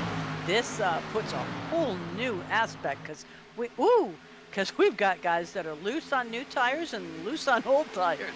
Yeah, well, they're definitely slicing on around, trying to figure out how this is going to be beneficial for some of these guys. And we'll take a look here right now. Greg Parks is now trying to hold on to 10th, as it looks like, I believe that is Brandon Hastings to the bottom, and he's got 9th. Parks back to 10th. Sisler, he is up to 3rd. Eddie Rose dropping down to 4th.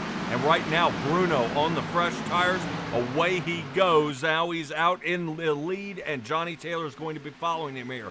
But we're going to see if we can grab just a little bit here and get a little bit of an insight here from Dakota Earman. And I'm hoping to hear what he's got to say out there on the track. Dakota Earman, you're not out there on the track, but man, I'm sure you got some insight for us here, buddy. Yeah, he's got to take his mutes off. Yeah, he was there for just a moment. I know he's kind of tucking around trying to see if he can hold on to it here. I don't know if he's got something a little banged up. I'm wondering if he's having to change it up because of Discord. I know he's probably hanging out with his guys out there trying to spot. But we'll keep an eye here on John Hamby. Right now, Hamby is holding on for the 25 Ford here and trying to see if he can slice on around, but he's not able to make it. Hamby outside line. He's going to have enough speed here as the 25 is on the is stuck in the middle. Right now, they're trying to slice on through Mark Sikosi. Holy cow, boys, he got a battle happening behind him here, and I'm interested to see if that's going to overtake and see if that works very well for him, but I'm not seeing where this is coming out on top. We'll hopefully hear from Dakota Earman once he gets everything kind of squared away out there and try to pass it on through. Right now, there's definitely some trouble out there for Brandon Hastings, as Hastings now toward the bottom. Sikosi has to split the lanes here as he falls on back, and now Hastings and Hamby going for him. Right now, from what I've seen, Hamby having the best race here of his night Hamby, he has been totaled out here a past couple of times, but he is actually coming away with a great run here tonight. But so far, so good for Matt Sisler. Sisler has slid up into the second position, but man, oh man, right now, our top couple of drivers at 3/4 of a second to make up. Yeah, and I think Dakota might be ready to go. All righty, well, let's go ahead and get the insight view here from Dakota Earman here. Dakota, guys are pitting on didn't pit on since lap 92. Guys came in on 108. Talk to us about it. What's the idea here? Hey, so essentially this stage was going to be about 110 laps, and they want to split it around 55, and that's going to be about the maximum window for the field. They could go probably roughly 55 to 60 laps if I'm remembering right. And so those guys that just pit at 108, they're just going to put better tires on, and they're just going to sprint. They're going to be able to shorten this stint, so they don't have to go quite as far. They can use the tires for what they are. They'll sprint, just try to get as much ground as they can on those guys on old tires. By the time they pit, they still will have to pit, take tires and fuel to go the rest of the way. They're still only going to make it probably 40, 45 laps before they do pit. But those other guys, they can make it on one stop. They're just going to lose a lot of time in this window and probably be forced to pit a little early. And that's not even necessarily an option with how long they have to go on the fuel at this point as well. Okay, so guys who came down on lap 108, would it be wise to pit with the guys when the 92 lap pitters? Is it a good idea to pit at the same time, or do you wait them out and stay out there on the track? It kind of depends, because the guys that just pit already, they have a little more fuel already in the car. They don't have to take as much. They may be able to pit around the same time. I don't think anybody can pit before 150 and be comfortable. So you're looking at least 30 laps before they come, but I wouldn't go much farther for those guys than 145 to 150. All right, man, excellent. I definitely was curious about that. I can race, but man, I'm terrible on strategy sometimes, whether it's a good or a bad idea. I would figure they would be able to split this stint, but I just wasn't sure on the call for taking tires so early, which leaves the guys who did come down and take tires like Sisler and Bruno one last set, and that would definitely be kind of toying around a little bit. I always like having that one last set, and let's say 20 to go, I've got a caution. Man, I'm the guy who's getting ready to get tires. I head on down, and I'm able to squeeze it out right toward the end, but that may be the wrong call. Obviously, since you're saying that the amount of distance these guys can go, and that's kind of what we're seeing here is, being able to still make that one stop and remain competitive out there. I think, personally, I would have stayed to the end just to keep those tires. You never know, especially the longer you go on tires here, as they fall off, it gets really slick, especially as guys move to the top and they start driving the car a little harder. As the tires had fallen off on the bottom, it just gets slicker and slicker and slicker. And so you're going to have a good possibility for a wreck towards the end of either of the runs. And so that's a good reason to save that extra set for the end of the race. So I entirely see why Johnny Taylor stayed out. I can also see why Mike Bruno did pit, because if it does go green, it is definitely a race winning strategy. Yeah, well, it definitely would pay off, and it's a gamble I prefer to take. I always like having that extra set of tires than going, all right, man, this is the last one, there is nothing I can do from here. It's what the race is going to have to come to me the way it comes to me. And you hate to kind of see that. Some of the guys, that's how they play the game. We've seen it actually fold people's races in, and it actually work out great. Guys who did decide not to pit, and they're punished for it. And it kind of slide back and forth. But what is the key here? Like at Chicagoland, what is the hardest part about this track? We see it's a little rough, but not like Rockingham rough, or Legacy Daytona, where these guys are almost going off jumps. What's the hardest part about Chicagoland? The hardest part I'm going to say about Chicagoland, I turned some laps earlier this week, and I felt like our car was good. It was nowhere near as good as what Hines was going to be.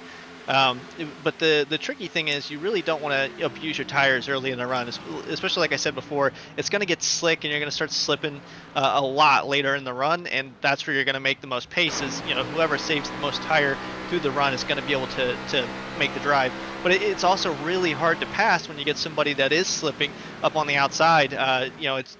They're able to pretty much just defend just enough. They kind of kill your run where you kind of have to lift because you can't take as wide of an exit out of the corner more often than not. So the guys that kind of want to sprint to the front, use the outside in the first 20, 30 laps, they kind of make it hard for those guys to save, and so it's a balance of not letting too many cars around you, but also taking care of your tires and managing your pace. Man, yeah, that's exactly what I was thinking, man. I love the way you kind of put that. Last question before I let you go, and hell, I'll even let you get your shout-outs here for your sponsor. We've got guys dropping off the table here, trying to cut off a little bit of the dog leg here, kind of close to the grass. Do you see any advantage? Because right now, I've seen guys getting past, and I'm not really seeing as many gains that you would expect. You can cut just a little bit of time off your laps if you do manage to drop down there. But the thing that the repercussion, I guess, that you get out of it is you're going to add a little more heat to the tires than you would up on the top, just going through that transition from the banking onto the apron, as well as the different material down there on the ground. So it's a little bit of a payoff. Usually it makes the car a little looser, and a lot of times if you have a car that's kind of tight, it's not something that you... It's essentially just another tool in your toolbox to help free up the car. Okay. All right. Well, that may be an idea. I like the way you think, man. Definitely, it's another angle maybe we haven't looked at here is guys trying to slice on around. I would say you probably don't want to drop it off the drop it below the white line to cut the track when you're following the draft or somebody's following you. We see a lot of guys that are losing a lot of speed. Like right here, we're watching Hamby. Taylor's going to having it on the outside line here, and Hamby had a shot through turn 3 and 4. So Hamby going to have to re-attack once again back on Johnny Taylor, and this is the battle for 4th position. Definitely, Dakota Earman, appreciate you joining us here tonight. Go ahead and give me a shout-out while I got you here, bud. Oh, absolutely. Just, big shout out to Phase 2. Mike Bruno leading the race, really pulling for him and hoping that he can lock in here, move on to the next round, and go win a championship. Oh, man. I'm going to be the one that says, why aren't you out here? I just really wasn't feeling it tonight. I really wanted to give these guys a chance to have a solid race and not interfere. I'm not even sure I can make the championship finale race. So, I didn't want to lock myself in and take a spot from somebody else that really deserved it. So, like I said, go Mike, and good luck to all the competitors in the race next week. All righty. Dakota, appreciate you joining us, buddy. And if I actually like him, man. I think you're great here in the booth. We'll talk again, man. Hey, sounds good. Appreciate you. Anytime.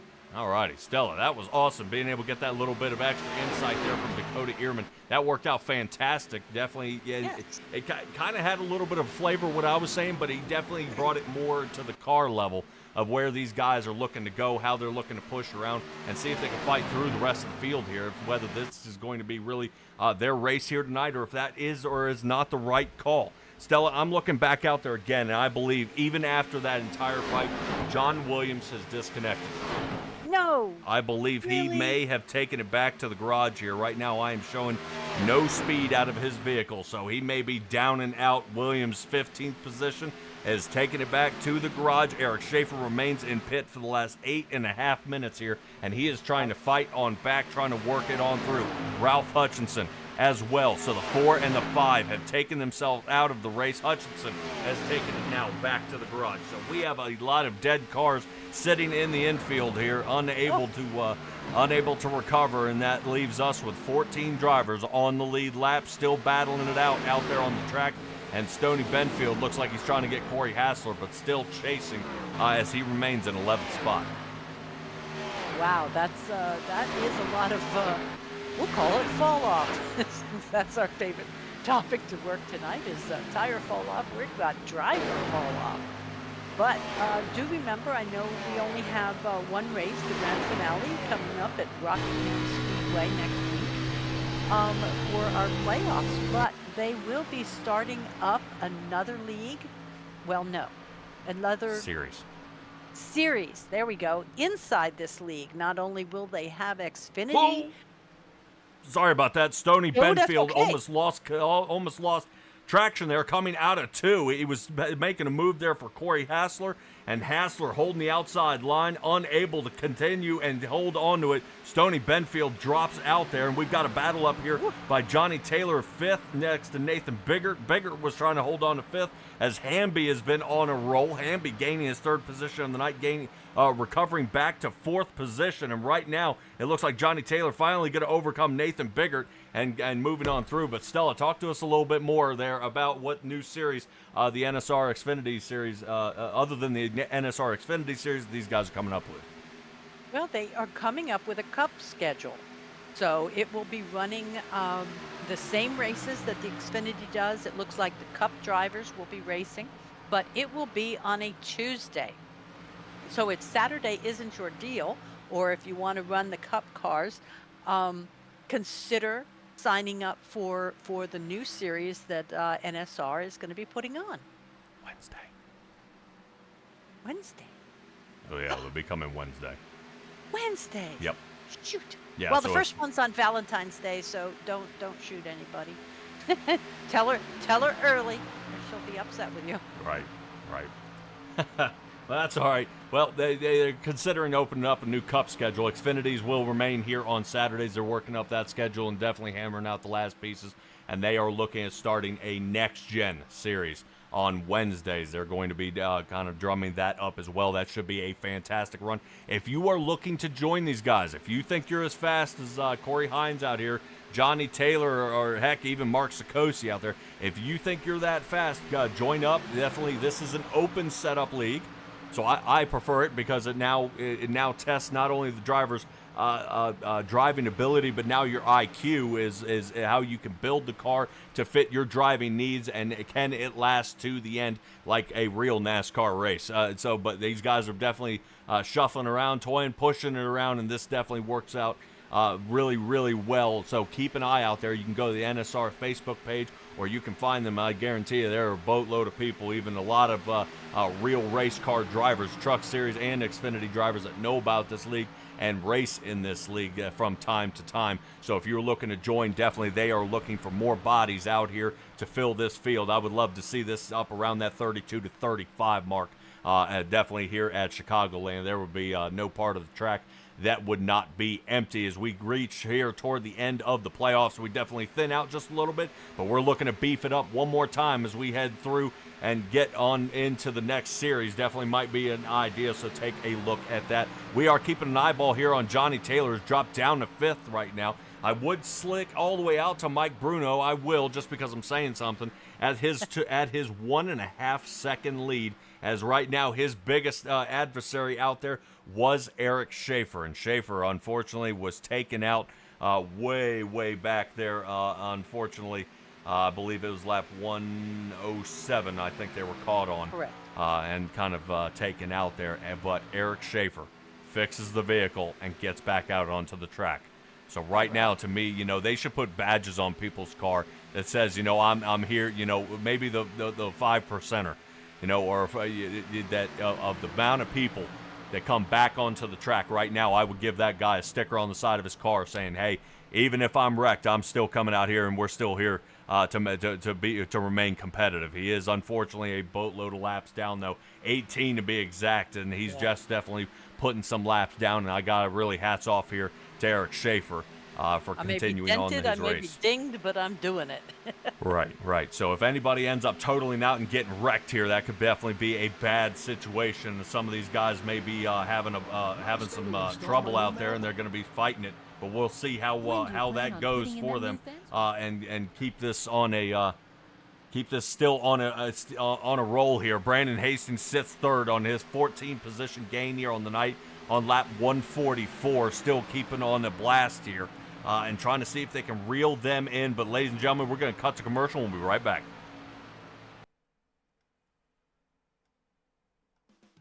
When do you plan on putting in that new fence we've been talking about since last summer? I guess I could start tomorrow.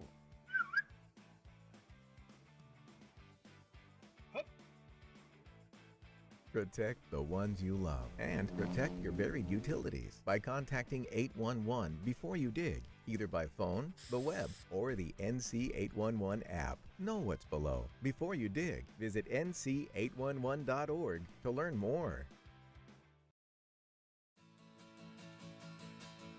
This tree is going to look great here. Did you call 811 to protect your underground utilities? I can't wait to see these roses come up. Dig, dig, dig! Wait, we forgot to call 811. Before you dig, make sure you can. Call 811 to know what's below. It's up to all of us to protect the ones we love. What a nice day to install my new mailbox.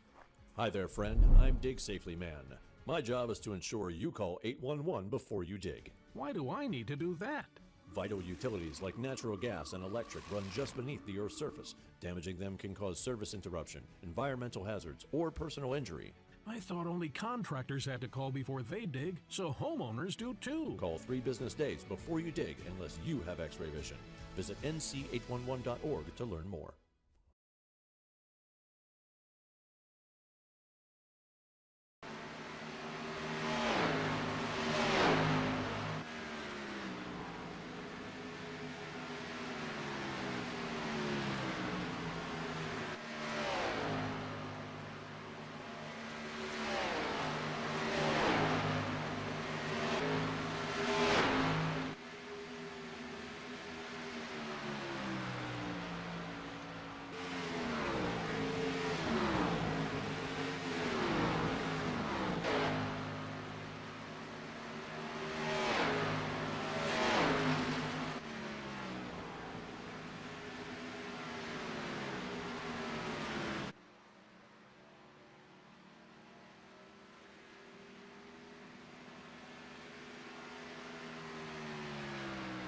Appreciate you guys hanging in there. 52 laps left in this heavyweight bout of the Illinois 300 here tonight as we enter lap 149. Mike Bruno out in front by 3.5 seconds. Brandon Hastings still chasing, but I've got to say, looking at Brandon Hastings, Johnny Hamby, Matt Sisler, and Johnny Taylor, not too bad here by really all of our top 5 drivers. Hastings with 15 gained on the night. Hamby with his best, possibly his best finish, if he can finish in this spot here tonight, of third. Sisler is unfortunately, he is losing some time here. I think the tire wear is starting to set in. His fastest time has been about 30.5. Right now he's running a 32.3. So a lot of fall off here. Guys are starting to weigh their options of, all right, I pit on lap 108, I pit on lap 92. I mean, Johnny Taylor pit on 92. He still remains just outside of the top 5 here as Nathan Biggert passes him in the 0-2. Looks like Bass Pro Machine. Ooh, yeah. Knock, knock. Hello. Time to wake Nathan Biggert up, but you're not going to cut in front of me and slow down. So Taylor gives him a little hit there, but I've got to say, Stella, we look here at Johnny Taylor and a little nudge there. Not only does he kind of shake him up and nudge him there, but take a look. It's also going to hurt Johnny Taylor in the aerodynamic damage he may have collected from the front nose of that car. Well, maybe it's a good thing he's coming down at this point. Perhaps he used him to slow up to pit road speed. Yeah, I don't know about all that. But we're going to see Johnny Taylor working his way down pit. He'll be the first taker. So in he goes. I'm sure we're going to see 4 tires and fuel out of that. Bruno still leading out front. Hastings starting to pick up a little pace to run him down. And a couple more guys. Nathan Biggert, Eddie Rose, they're working their way down. Sikosi working their way down. Definitely we see a lot of guys. Stoney Benfield decides to stay out. That gets him in 5th. And now we've got somebody around, I think Craig Parks. Something's happened to Parks out there. Look at the damage on the right side of his car. He had to immediately tow. Wow. Well, now I've got to ask, how does this affect the guys that just went in and the guys that are going to be coming in? Is there any advantage for either one of them? Well, what would happen is the guys who are pitting now, they'll end up being a lap down. They'll go out, line up behind everybody else. As long as everybody right now on the lead lap, if they come down to pit, then they'll move the lapped cars to the front. You can't have lapped cars in the front, so they'll get the wave around. They'll line up and get back underway. Now, it's kind of a 50-50 shot here if everybody decides to come down. I think it would be silly not to, because this would be the time to pit. Yeah, this is exactly what Dakota Earman was talking about, was the 150 mark. Yep. Here we go. Hastings, Hamby, Sisler. Benfield is, we're waiting on him. Yes. Yep, Benfield coming down. Hassler needs to come down. Walterman's coming down. Eddie Rose. He's coming out.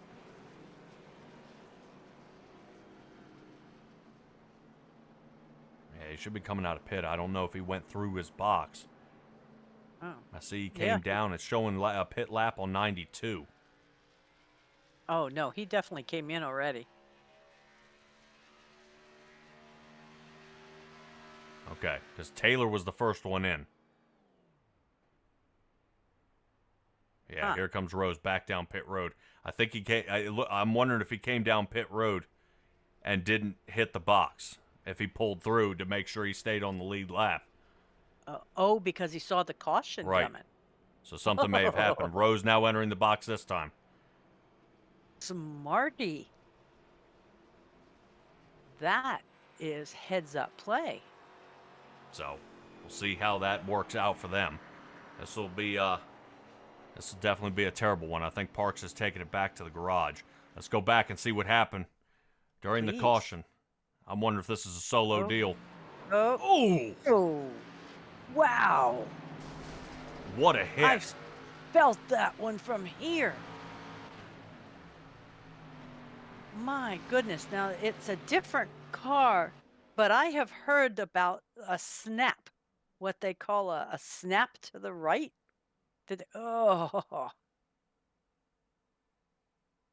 Was that what just occurred? I'm trying to figure out how far that goes. I mean, that snapped on him. I mean, just why did it yank like that? He's breaking loose here. Starts getting loose here, and then just bing, bang, boom.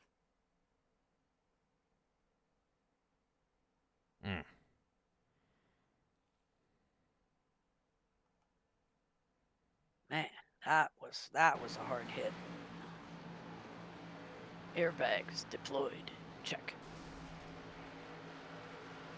I like how it put his fender back on for him, though. What an odd wreck, though. Yes. What an odd wreck. I'm really interested to see how and why. Maybe he'll come to the infield care center. Boom. Let us know if there might have been a mechanical issue. You know, I was toying around with that idea. While he was turning, if it started to slide, if he had a dead spot in the wheel, because that recovered back so fast, for him to give a slight turn to the right here, and that thing popped to the right. Yeah, it did.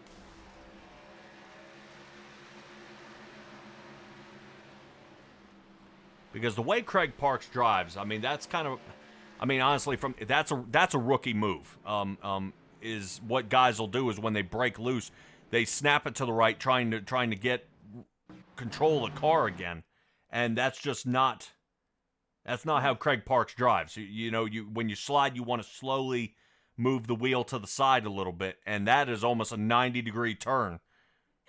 And it grabs and slings to the side. We're not drifting it like a Forza game. We're trying to hold it all together. But that was a hard hit there by Craig Parks, which unfortunately that does mean he heads to the garage here tonight.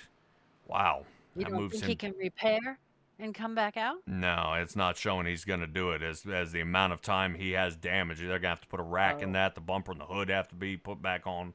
The fender's kind of molested there, so there's nothing. I hear the mechanic in you talking. Yeah. Well, definitely the amount of bent up stuff. He's going to be in the box for a very, very, very long time. But this is exactly why Schaefer stays out there on the track, so he can get some of his laps back and pick up some more positions. So you'll see Schaefer, who's sitting in 15th, has the opportunity to overtake Cope, to overtake Parks, and he may end up with a 13th, if not a 12th position finish, if Culver can stay rolling on through. Culver is only one lap down, and so is Biggert.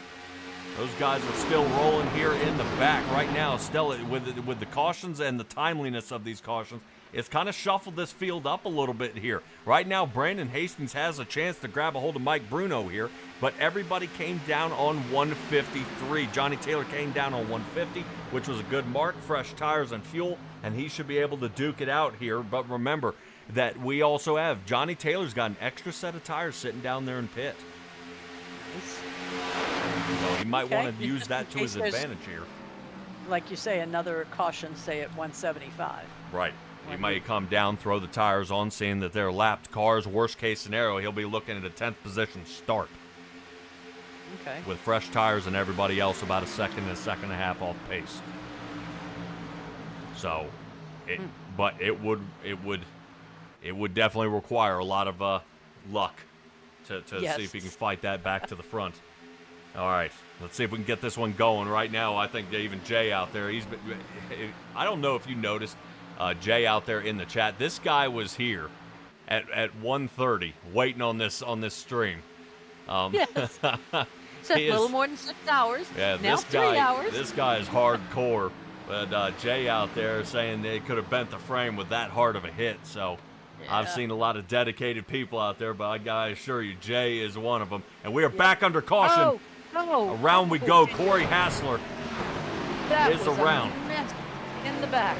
I think we might have had somebody airborne. I think Johnny Taylor may have been collected too. Oh. Johnny Taylor has had to tow.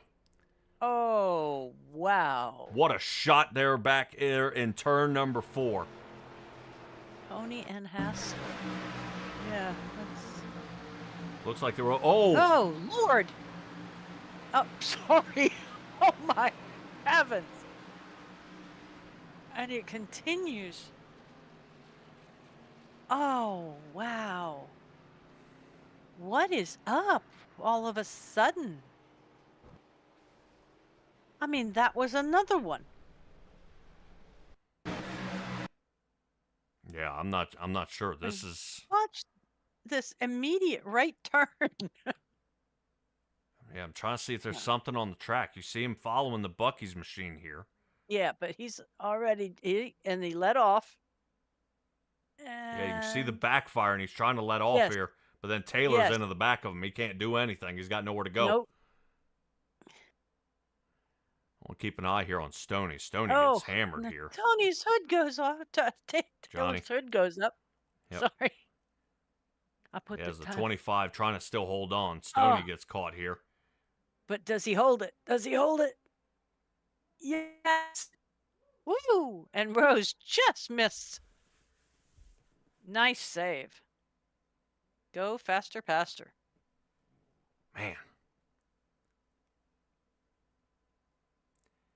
Man, that was. I wonder what's going on out there. Something's snapping these cars to the side and upsetting this field. Let's see what we got from the inside here. From Jerry Culver.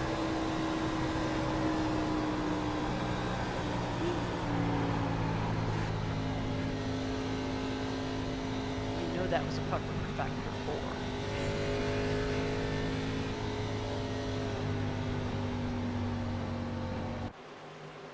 Man, this. What an odd turn of events here. Yeah. So Yeah. Johnny Taylor is down and out, and so is Craig Parks. But we do have Tyler Justice out here saying, "Go, Mike Bruno. That's my baby daddy." Okay. We'll definitely see. Right now I'm taking a look at Johnny Taylor to see how much damage he has to repair here.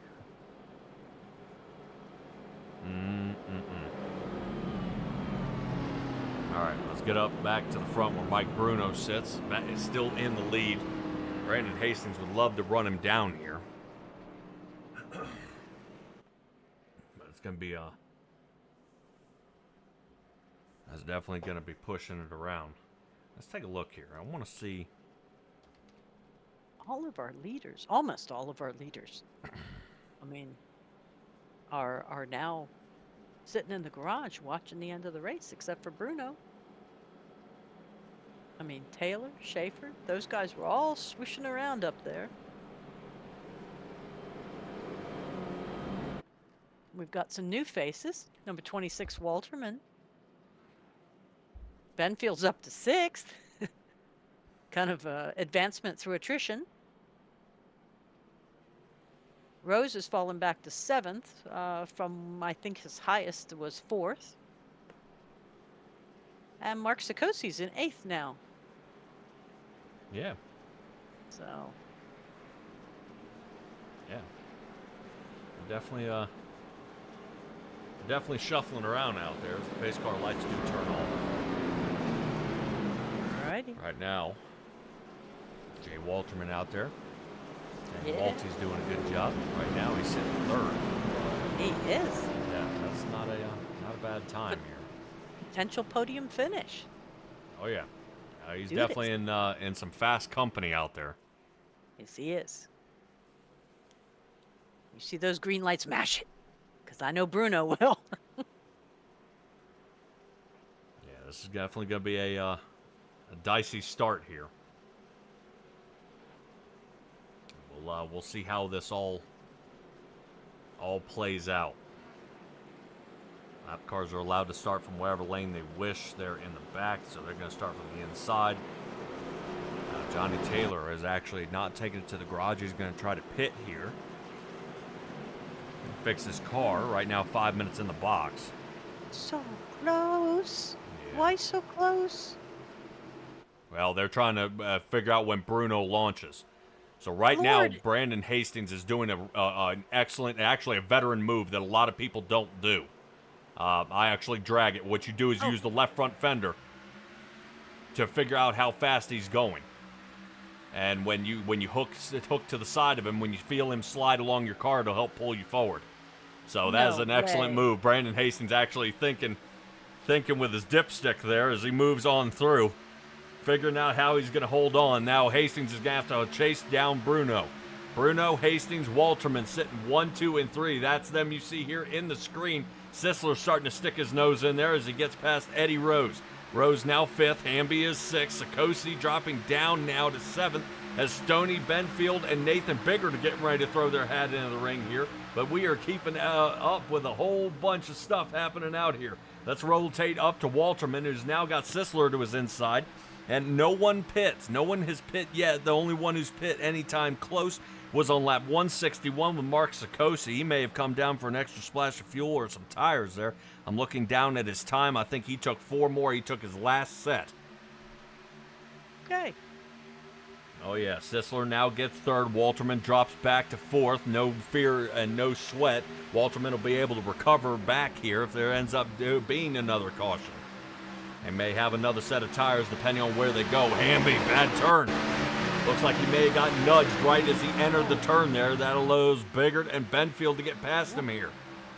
Right now, Hamby is the last one here on the lead lap. He is dropping off 2 seconds and still rolling backwards. Right now, I guarantee he's starting to wonder if he should have taken tires, but he just got tires back there on lap 153.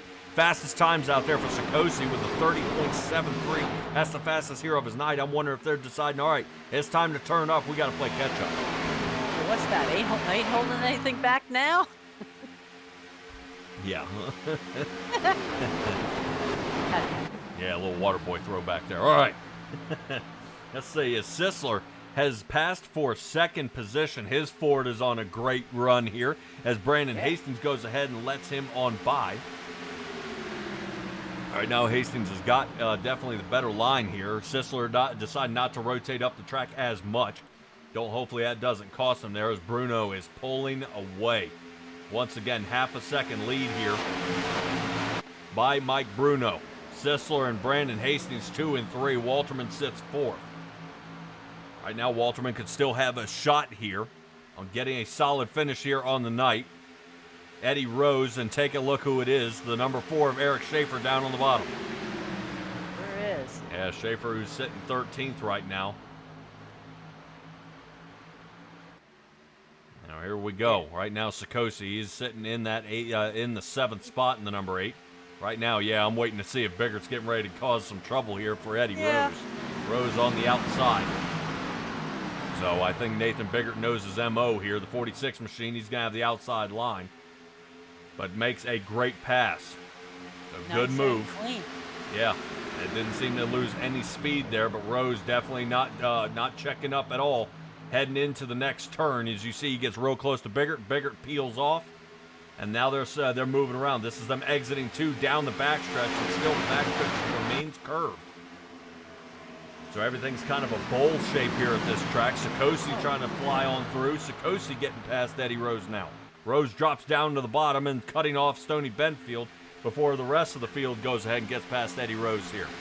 Rose trying to hold out to the end. Right now he came in on a lap 154 with a 35-second pit stall time. So he's made some adjustments here trying to fix that car and try to square it up just a little more. Benfield sliding down to the bottom here. Benfield, yeah, he's going to hold Rose up toward the top, moving Rose down to 8th. 46 almost gives a nudge to the 75. Benfield says, no thank you, I'm going to go ahead and rock on through. Keep it to yourself. Well, his strategy of staying in the back and staying out of trouble has worked so far, because he's worked himself, well, I'd say, back up to 7th. He started 4th, but he was way in the outfield there for a while. But he's in the top 10 now. Now, they do call him the faster pastor out there, and I would say somebody's looking out for him here, seeing that he waited it out for just enough wrecks that he can almost return to his qualifying position here. We are seeing Sikosi shooting up to the front as well. Sikosi gaining 4 on the night, and he started 9th. So this is excellent. Seeing that, they, like I said, they've waited for the rest of the field to kind of wreck themselves out. I just didn't think there'd be that many. It's what I was going to say. That is a rough call in this league where we've seen them go, cautionless. So it's worked out for this evening. I wouldn't play that on a regular basis. Right. If Eric Schaefer can stay out there, he'll gain another couple more positions here. Corey Hassler and Johnny Taylor. And if Schaefer keeps it up, he's going to be just outside the top 10 for a finish. So that's kind of funny. Well, definitely better than the 18th spot it set him down in. Definitely he'll be working his way up. We are watching. This is the battle right here for the 4th spot. Dylan Walterman and Mark Sikosi. This is looking excellent. Right now, Sikosi deciding to take down toward the bottom as Walterman holds up top. Good turn exit here by Walterman, and now he's going to pull away and sit in front of Sikosi. Right now, Walterman would love to hold on to Hastings here and see if he can use this to his advantage. The key is not frying his tires off with only 25 laps left to go. Yeah, it's the shootout from here on, so the decisions are going to be made for you if you don't make them quick enough. Yeah, that they are, and they're definitely pushing on around through 2 and 3 and 4. Excellent move here as they cross the line. We've got 36 miles left to go here in the Illinois 300 at the NSR Xfinity Series, brought to you by the NC811. Appreciate them just signing on here for this season, and they are locking and loading here, coming up and taking a peek at next season and how well these guys can do. But Sikosi, he's dropping down to the bottom here from Dylan Walterman. Walterman on the outside with his Toyota trying to hold on. Excellent job here. We're still led by a Chevrolet. Matt Sisler's Ford trying to reel him in. We've got 2 Chevrolets linking up with Hastings and Sikosi there for just a moment. But Walterman's Toyota, the only alive one left out there. The other 2 were knocked out back on lap 1, and his still remains here, still running top 5. Yeah, I'm watching Biggert come up from behind there. I thought he was going to make a pass, but he seems to have tucked in behind Stoney. Yeah, Biggert is definitely going to have to send it here, but Stoney has been waiting for this all night. 6th place for him. He's going to be looking for Walterman to see if he can knock him out of the top 5 and get himself in. Stoney originally started 4th. He's got a little ways left to go. He's got to pass Walterman and Sikosi to get that spot back originally where he qualified. With a start like that and you fall off just a little bit, I wonder if he almost uses that as a landmark placer of, this is how fast I can go. I should be in this spot. This is the spot I need to reach here at the end of the race. Yeah, it could be. I mean, if he can do those turns at that speed, now it's just a trick of being able to do it with everybody's bad air or dirty air, you call it, and wild driving. Yeah, well, right now, since Mark Sikosi got around Dylan Walterman, he has been to the floor, as right now it looks like Sikosi's out in front of Benfield by almost half a second here, and he's making a getaway. Biggart's still hanging out here with Stoney, but it might throw a little bit of a wrench into it. Biggart's getting ready to slice it up with him in just a moment. And Eddie Rose, and it looks like Dylan Walterman. These guys are going at it. So there's a little bit of action around the track here, really, between that 5th spot and 8th spot. These guys are definitely 2x2 there for just a moment, but Rose staying to the inside of Walterman here. Walterman not looking to give up. Hamby's going to find a spot to tuck in. Hamby rotates toward the top, and it looks like Nathan Biggart overcomes Stoney and sits in 5th. Sikosi now up to 3rd as he's overcome Brandon Hastings. Hastings drops down to 4th here. Biggart sits 5th. Stoney Benfield is 6th. And that moves us to Walterman and Hamby as Rose loses the fight there to Walterman. And now it looks like Eddie Rose and Hamby are going to go at it. So these two, right now, when you get ready to pass somebody and now you're getting passed, now you're having to defend. So here comes the 46 Chevrolet of Eddie Rose and another Chevrolet, the 70 of Johnny Hamby. Hamby's going to hold the bottom line. Right now, Hamby's had a lot of success hanging toward the top as well as Eddie Rose. But Hamby reverts back to what he knows best, outside line. But look at the amount of speed Walterman and Rose get here as it looks like Stoney Benfield almost had the brakes stuck on. As he rotated through 3 and 4, they catch up. That allows Benfield now to fall off from Hastings now by half a second. And Sikosi, that he was originally following, is out by almost a second and a half out there in front. Yeah, I'm watching wondering if Benfield just checked up to, because Rose has an opportunity now that Hamby and Walterman have been stuck behind him. Yeah, we're going to stay here with this battle here. I know up there Nathan Biggart and Brandon Hastings are kind of pushing each other around there a little bit for that 4th spot. I'm looking to see if Eddie Rose is going to get over Hamby here. It's Benfield toward the top again, right next to the wall, trying to see, ooh, man, almost made contact there, and that's got to be the blinking number 4 there of Eric Schaefer. Schaefer definitely making some disconnect issues there, and Stella, we saw a little bit of net code that got him caught up. You think any of the connection issue may have been equated to that? That is something I did not consider. All right, well, definitely he's going to have to get out there and start scrubbing his fiber optic line ends to see if he can get that thing cleaned up here. Jay Walterman out there saying it's an awesome race. Yes, it is. I'm looking to see if there's going to be another caution here at the end. If there is, the guys who have saved one last set of tires are about to be the heroes here of the race. Let's see how this moves on through, where Johnny Hamby still sits on the outside of the 46. And that 46 Chevrolet has been on a roll here tonight, but right now he's being held up big time. Wow. Sikosi, 1 second off pace here, and he's trying to make up some ground. Right now, Mike Bruno is probably getting a little nervous here with 15 laps left to go. If Sikosi or Sisler can catch him. Bruno still leading this race as his biggest contender out there, the number 4 of Eric Schaefer. You see him sitting there around the edge of your screen. He is 11th. He was able to pass all those guys who did take it back to the garage. And Johnny Taylor with almost 17 minutes in the box. He's down and out here for the night. He's just out there helping out Brandon Hastings. So definitely Team Conti getting more than one black eye here tonight, as a lot of them were knocked out here of this race. Definitely we've seen a lot better turnouts from them, but Corey Hines getting knocked out coming out of 2. John Williams getting knocked out of this one. Johnny Taylor getting knocked out of this one. And I believe that leaves us with Hastings out there trying to see if he can hold on and maintain. If I'm forgetting anybody, I know they kind of shuffle around a little bit trying to figure out fight amongst each other. If they're going to, who's on Team Conti. I think Hines was actually booted out of Team Conti. That was supposed to be the big news here tonight. He got a little bit of a fight with Benfield out there. And I don't think things definitely went well. 3 wide here, heading through 3 and 4. As you can see right now, Dylan Walterman trying to hold on to it here. Eddie Rose putting up another fight here, and this leaves Walterman down in the 9th with 13 laps left to go.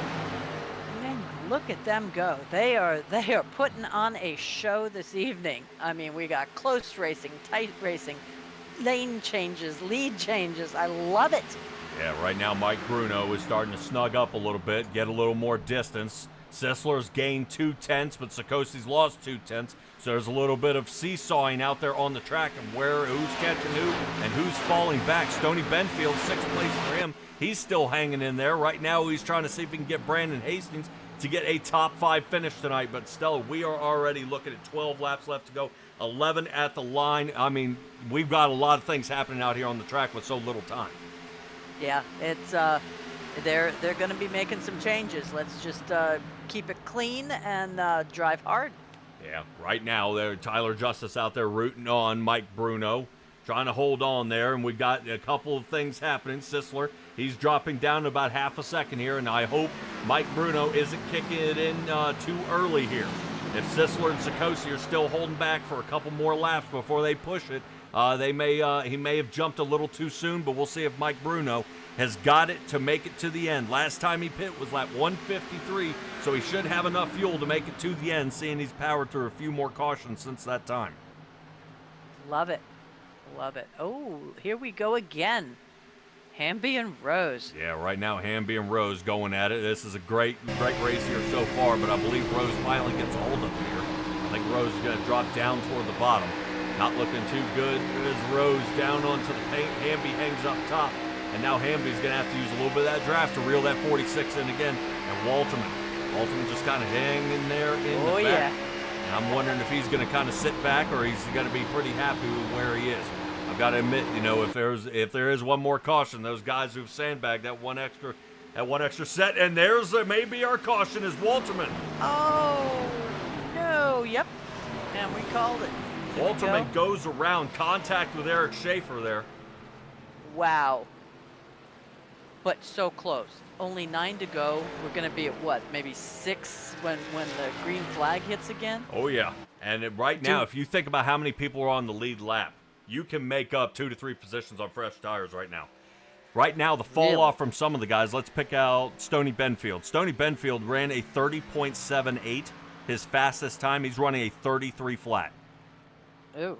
If he's running 3 seconds off pace and you throw on a fresh set of tires, there's a good chance within 5 laps you may be able to take over the lead. Wow. Mike Bruno's fastest time is a 30.3. He's running a 32.7. So whoever has an extra set of tires, now is going to be the time to put tires on. Jerry Culver will get back onto the lead lap this time around. Right. So that will leave us with 10 drivers on the lead lap. And I'm wondering if we were talking about blinking there as a joke for a moment. What happens, And now I'm wondering if, Eric Schaefer may have disconnected there a little bit and made contact. But we'll talk about who came down pit road. Nathan Biggert, Stoney Benfield, Dylan Walterman. This is huge. Right now, these are the 3 guys that are going to get fresh tires and get back out there. This is going to be a great idea. I love to see what's happening here. Let's definitely root these guys on because they are going to need it. Right now, we only have a few laps to get it done and reel them in as the rest of the field does not have any left. And I was going to say, and Bruno did not come in. No. No, remember Bruno threw on that extra set of tires during that caution, so he is on his last pair, or his last set. Mackerel. Oh, yeah, this could be pretty rough. I like it. Mm-hmm. So our guys in 7th, 8th, and 9th will be on a fresh set of tires. Wow. And the tires will be 40 laps fresher than their adversaries out there. 40 laps fresher. Okay. That's considerable. 40 laps. Yeah, that's I can't wait to see this. This is going to be fun. Yeah, the key would be these guys warming up the tires, and that's exactly what you see here. Because that should be Nathan Biggert. He knows what he's got to do. All right. Yeah, from 7th. I just know that going to the track, when you get the little headphones and you listen to everybody, that the crew chiefs who sit there and as people who have just pit come by, they'll yell at their driver, freshies, freshies, freshies. So don't even bother. They are going to pass you. Let them go, is what he's saying. And we're fixing to watch exactly that. Well, Stella, a crazy turn of events and a perfectly timed caution. Jerry Culver, remember he gets his lap back, is putting 4 tires on. Oh, from a lap down. Oh, my goodness. Yep. So we'll see. I don't know if he sped into pit. Right now, he's holding about 32 seconds in the box. Oh, that would be painful. Oh, there's Schaefer. Come and gone. There he goes. 42 seconds in the box, Culver is. So Culver has got to hurry up. He's got to have the hammer down here. Yes. It looks like we're going to go around one more time as the pace car lights are still on, so he'll still have time. I thought we were about to double up there. The pace car lights should have been almost off, but with a lapped car, they went ahead and let an extra one by. Well, that's handy. All right, cars double stack here. Bruno and Sisler will be side by side. Sikosi and Hastings. Then it runs to Eddie Rose and Hamby, and from there on back, Nathan Biggert, Dylan Walterman, Stoney Benfield, and Jerry Culver, who's catching up to the rest of the field, which right now, this is really good, seeing that he'll be able to heat up his tires on this turn. Taking one lap here, he may have the upper hand. I was going to say, if he catches up as they hit green. You cannot pass before the line. Oh, rats. Sorry, I was just thinking, that having all that speed already, that would have been pretty cool. Yeah, right now this is going to be huge. Michael Strickland out there. He's tuning in the broadcast. Appreciate you joining us here, buddy. Right now, your buddy Jerry Culver out there. Yep, he's going to try to see if he can get those new rubbers out there and make a difference. I am interested to see. I don't know about you guys, but some of you guys are probably on the edge of your seat, starting to bite your nails a little bit, as you're about to see the back half of the field will have the extreme advantage here of a 40-lap difference on tires, as we got 5 laps, 4 at the line to get this one underway. I guarantee these guys are going to fan out, and they've got to figure out how to fend them off. So this is going to be Mike Bruno's time to shine as he gets this one back under green. As right now, there we go. Barney's got her going, and we are under green once again. Hopefully this is the final time. We got to give these guys just a little bit for those tires to seed in, as they've gotten away yet again. Culver already up to 8th. He's already cutting down to the inside of Hamby. Stoney Benfield and Hamby, they're going to be chasing right now. Hamby did not pit. Hamby is the first one down as they continue on through. Biggert up to 6th. Still rolling on through. I think Dylan is into the wall. Right now, Dylan may have to just play chase. Already flying on through, and then now Nathan Biggert up to 4th. Still shooting on through. Notice the block here by Sisler. Sisler drops down to the bottom, seeing if he can cut him off, but that is not going to happen. Biggert has gotten up to 3rd once before. He's got in, now aiming for 2nd. Bruno is next on the list, and I guarantee you right now they're wondering, what have they done wrong? Bruno running a 33-2nd, and Biggert even picking up speed with a 32.8 is going to take over the lead from Mike Bruno and never looking back. Nathan Biggert has the lead. Matt Sisler sitting now 3rd, and now where's the rest of our guys who pit? Stoney Benfield sits 5th, Brandon Hastings drops to 6th, Rose to 7th, and I think Dylan Walterman, something happened. He's coming down pit again. That is not good. Dylan Walterman down and out here. 10th place finish for him. He will not be able to recover from that. 2 laps left to go. Hate to see that. We'll definitely take a peek there with RC and see if something happens. Stoney Benfield up to 3rd. Holy cow, the guys, what a timely caution for some of them. Last lap as the white flag is out, Stoney Benfield going to look to see if he can put Bruno behind him. And Nathan Biggert with the fastest time on the track of the entire night of any driver with a 30.28 as he continues to lead this race, pulling away. Benfield gets 2nd and Culver into 3rd. Culver going to try here between 3 and 4 to see if he can get Stoney Benfield. Culver down on the bottom, full send here as he takes it through 3. Rotating through 4, only separated by 30 thousandths of a second here. Trying to make a shot, no can do, as it looks like Benfield got him. Oh, wow, but he still made podium. Oh, and the leader all night in 4th. Wow. The power of tires.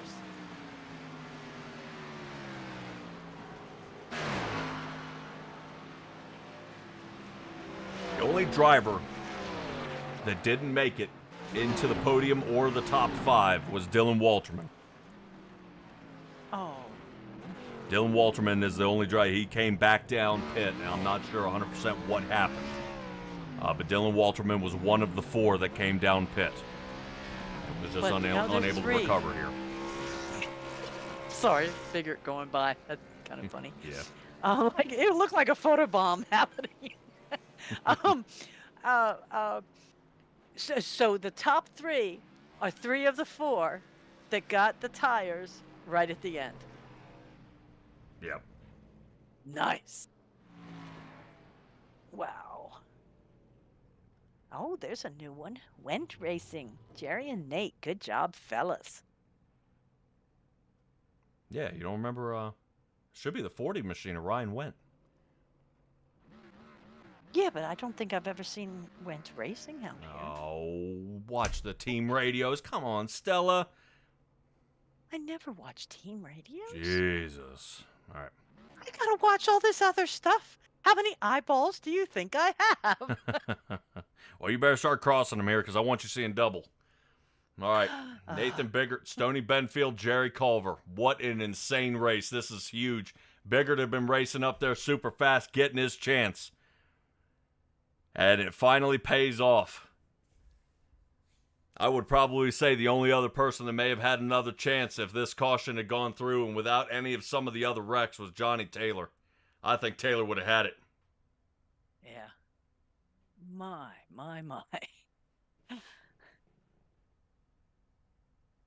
Wow, what a race. I was. You were talking about somebody out there is probably on the end of your... I was on the edge of my seat.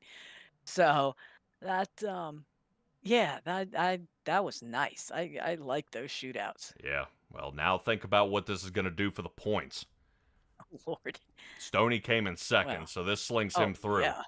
Bruno moves to fourth. Taylor is most likely knocked out here. Wow. Yeah, Priest will be knocked out. Benefield will be knocked out. Banks is the one I'm wondering if he's teetering on the edge. He may be teetering there with Johnny Taylor. Benfield with a fantastic finish. And remember, Benfield has made it by the skin of his teeth each and every round. Yes. I mean, he barely made it into the playoffs. Then he barely made it through the round of, the round of 12 there. And now he's at the round of 8. And I mean, just, man, if he is able to make it, that would be fantastic. All righty, guys, what a fantastic finish this was. Hang on just a second. Let me grab these drivers, and we'll have a little chat with them here in a second and talk about the very ending of this race. And what a fantastic run. All right.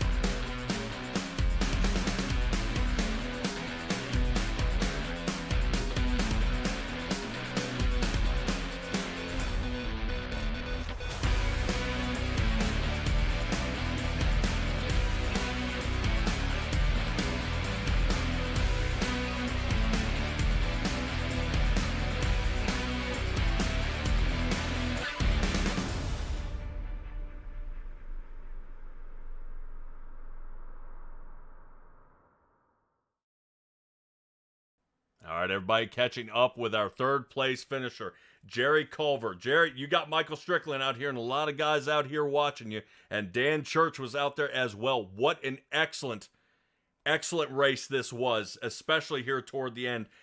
Did you hold on to an extra set of tires just for this occasion? Yes, sir. I was down a lap or two there, and I was like, yeah, I'm just going to keep going on these tires. They feel good, and I'm not getting lapped, so might as well stay out, and just kept going. And thankfully, a caution came out and saved my butt and got a lucky dog. That's the whole thing, is lap 193, 194, we ended up with a caution. You're a lap down.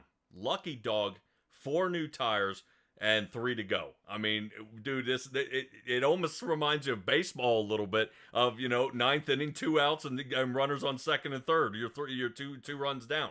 I mean, what happens here? What a crazy races is here at the end. Yeah, at the beginning of the race, I sent it a little too hard at the beginning of the race, ended up getting up to 4th, and I was like, man, there goes my tires. And sure enough, I think I finished the stage 12th or 13th.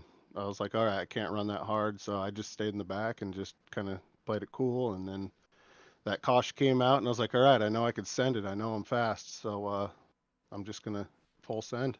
Man, did you get caught up in any of the traffic trying to fight your way up there toward the front?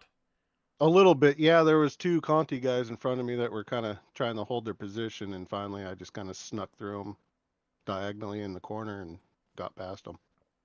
Man, oh man, And then oh it was man. all over there. Yeah. That Yeah. was nice. Definitely, man, and really the way everybody was able to throw those tires on right at the last caution, that put everybody on the edge of their seat, especially with really a long race. It wouldn't seem that long. We haven't been here that long, but 200 laps, man, it kind of wears you out there a little bit. Yeah, I have so much fun doing this, man. I don't even realize how long it is. I'm just having fun. So. Boy, oh boy, oh boy. Yeah. Well, unfortunately here, Jerry, we don't have you in the playoffs, but are we going to end up seeing you next season and possibly see you in the playoff run?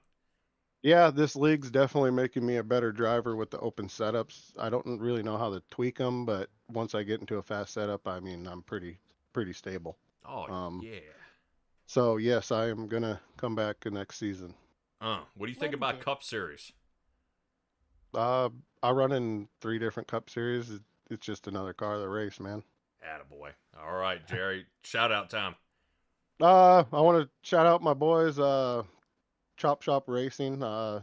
They do everything they can to help me get fast out here, and can't thank them enough. Like Stryker, Ryan, John Hammond, Nate Biggert, he's on my team. Rayburn, just everybody over there, man. I can't thank them enough for helping me get better every week. And yeah, I want to thank my mom. She would be here watching, but she passed away in October. So I mean, yeah, she would have been happy to see this. Oof. Yeah, I feel you, man. I definitely, oof. Yeah, I won't poke that. Oof. Sorry, man. Yeah, she watched every race I've been on in iRacing that's broadcasted. So, I mean, she would have been super happy tonight. Hey, man, she's looking down watching you. She's cheering you on and definitely hoping you perform just as well next race, Jerry. Appreciate you joining us, man. We'll catch you next week. Yeah, man. We'll see you next week. Take it easy. Man, I hate when people end up having a loss. You know what I mean? That's just, man, it's heartbreaking. Yeah. I know. Well, fact of life. I know. Yeah. All right. Well, let's move on to definitely a fact of life here of Stony Benfield.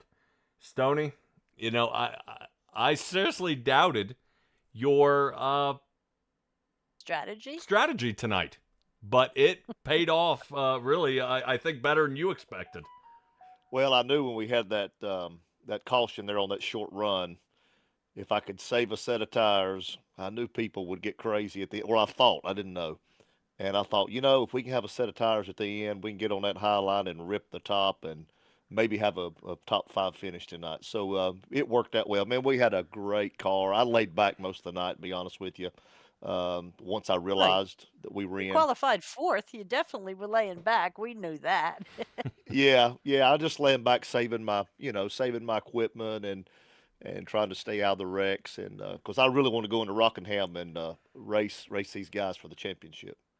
Man, well, I've been kind of joking around a little bit. You have been making the playoffs by the skin of your teeth, buddy. I mean, just barely. You barely squeaked in. You barely made it through the round of 12, and you barely made it through dude, how close it is, and the luck and the consistency. Where was this during the regular season? Well, I don't know. I think I beat Mark just by 1 point to get in the top 8, and we just had some. I'm a Christian, so I don't really believe in luck. But we had some bad experiences. Got caught up in some wrecks, and some people, just wrecked us, and of course I made some mistakes also. But we got a great setup sponsor and a great sponsor on the car, nc811.org, and so I'm really looking forward to going to Rockingham next week, see what happens. All right. Well, what is the key to being fast there, and do we know what a winning setup would require? Well, yeah, we're gonna have to be patient because tire wear is going to be heavy. and having a good set that'll really rotate in the center, which the guys that I'm with can make that happen. They had it here tonight, and just staying out of the wrecks. There's going to be some. All right, well, we'll definitely keep an eye out for you. I know the bump coming out of turn 2 is what destroys everybody out there. Stoney, shout out time. Yeah, man. First of all, I said a while ago I'm a Christian. I'm also a pastor, and they call me the faster pastor. Oh yeah, we've used it. Okay, good. And so my first shout out would be, man, to Jesus Christ, to be honest with you. He has changed my life by giving me his. And I'll preach tomorrow all day at 10:30 and 6 p.m. at prospectbaptist.com. And so first to him, second to nc811.org. This is the second year they've been with me. They help us. And then Zeem Setup Shop has done a tremendous job on the setups. Johnny over there and Cody and those guys do a great job. And then the followers that I have from my church family that watch about every race that's broadcasted. I thank those guys. I mean, we text back and forth, and so it's just become a family, So praise the Lord's what I'll say. All righty, Stoney, appreciate you, buddy, and what an excellent job you did here tonight. Definitely really worked it hard in that 75 Ford, and can't wait to see what you do next week, man. Take it easy. Yes, sir. Thank you, Patrick. See y'all next week. Oh, yeah. Bet. All right, that is Stoney Benfield there and rocking out with a second place finish. That moves us to Nathan Biggert, which absolutely flipped the script here on this entire deal, and I think he came out on top compared to everybody else. Nathan Biggert, you ran up front, you ran in the back, but really when the last caution came out, did you know this was going to be yours? When the caution came out, no, I didn't. But once we went through the pit stops, and I realized that the front guys weren't going to go get, I don't know if they didn't have a set of tires or they weren't getting them. But after we come out and lined up, yeah, I pretty much knew I had a great shot at doing it. And I think I was even a little bit cautious on the first, as soon as we dropped the green to get going there. I didn't just throw it 3 wide right away because I knew the speed difference was going to be such a big advantage on my part. So I just was cautious, took my time, and yeah, it was definitely given away to me tonight for sure. Because I think, some of these guys definitely had some good speed tonight and maybe deserve the win a little bit, but a strategy comes into effect with these races, and it's awesome to come away with a win in this series, man. What a tough field to race with, and this will definitely be my first win with these guys, so it's awesome. Yeah, well, they actually they did not have tires. They actually took them a lot earlier, around about I think it was what it was. I think it was you guys came in on 90, then there was a caution at 110, and guys came down and got tires then, which left them with one set of tires left at 150. You guys didn't take tires. Yeah. Which left you a set toward the end. I gambled, and I thought my strategy may be a good idea that if you had one extra set for a late caution, that you guys are going to be the winners. And 3 out of the 4 of you made it here, and all of you made it into the podium. Unfortunately, it looked like Dylan Walterman maybe might have contacted the wall there trying to get through the field, but you were able to slice through and come away with the win. What an excellent job here. Was there anybody out there that you were saying, man, this was my biggest adversary out there, the person I couldn't pass? Or was there anybody out there that you knew you could work with all night? Well, during a race on even tires, it was definitely a battle, man. I battled Mark a lot in the beginning stages of the race, and then ran him down after a long run and finally got by him. And then Johnny Taylor, man, I battled with that guy trying to pass him. I want to say it felt like 40 laps. Like it was forever. He was running the top, I was running the bottom. And it was tough, man. I was just a little bit quicker. Just couldn't get the pass done on the bottom. Just being safe, trying not to get into him or anything. So, but yeah, there's a lot of fast guys in this league for sure. It's crazy field out here. I don't even think I even come close to catching up to the top ones. Mike Bruno was very quick tonight. And I think we all got lucky, that Corey got taken out in the beginning. Yeah, I mean, my heart goes out to the guys. I stole the win tonight for sure, but you got to get lucky sometimes. I just want to give a shout out to that. I hope I didn't mess up anybody's like playoff efforts because I know I'm not in the points, but I'm here to race like everybody else, and if I can get a win, I'm going to take it. Hey, no fear, man. I would rather people come out here and race and win the race, because now what it's done is it's not messing up people's points. What you did is it's now shuffled the points. It's now tightened them up. It's now, guys aren't, you shouldn't be out there, because then that's how that thins the field. We had somebody outside the playoffs win the race.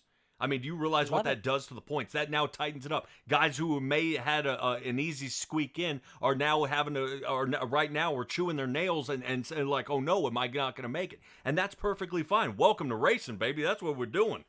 But last question before I let you go here, Nathan. How nervous were you come lap 1 when you saw that wreck happen in front of you? Oh my God, yeah, that was scary. I went right as low as I could down, dove into the grass, and still got, I didn't get much damage or anything, but still bumped into somebody. And it was definitely a melee. Everybody scrambling, looking for a clean route through, but I don't think there was many, man. And I think quite a few of them at least got a little scrape in there. I know I did.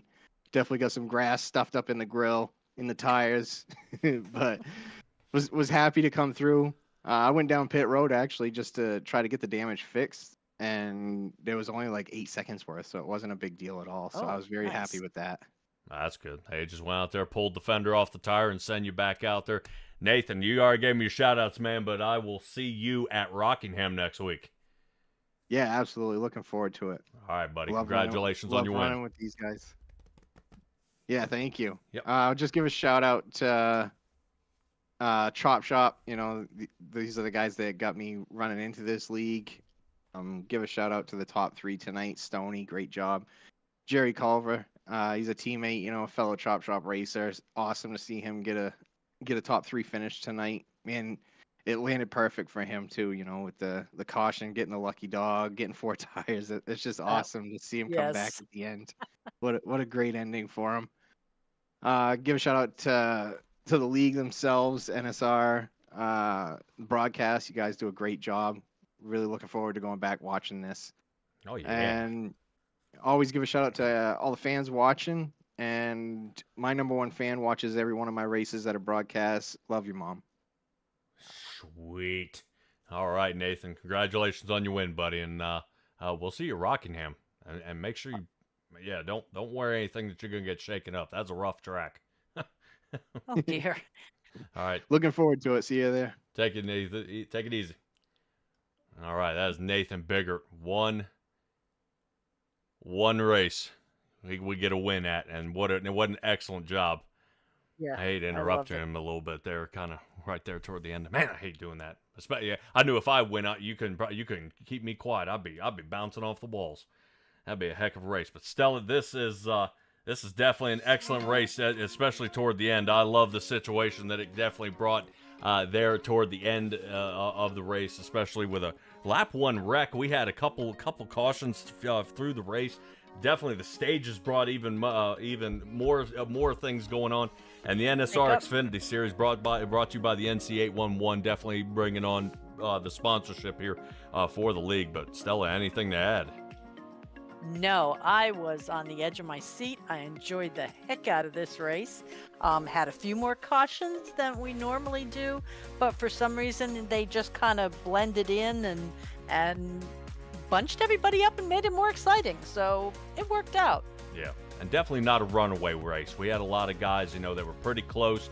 Bruno was starting to get a little bit of separation, but we still have battles out there on the track. Once again, if you guys are still looking to join up with the league, I would definitely recommend this one. We've only been with them really, I think, only about a couple months here, but I'm loving what I'm seeing here, Stella, especially for an open setup Xfinity series.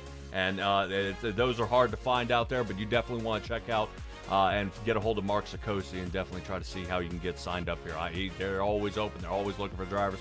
And especially now would be a good time to start practicing with these guys and around these guys, seeing what we've got coming up for the next season. But that's going to do it for us tonight for the Illinois 300 here at Chicagoland. Definitely a fantastic race, especially toward the end. Guys, tune in next week as we're going to be heading to Rockingham for the grand finale 200 at, oh boy, that's going to be a rough track. So definitely, definitely tune into that track. But from all of us here at Simtrax Broadcasting, be well, be safe, be kind. I'll see all you guys next time.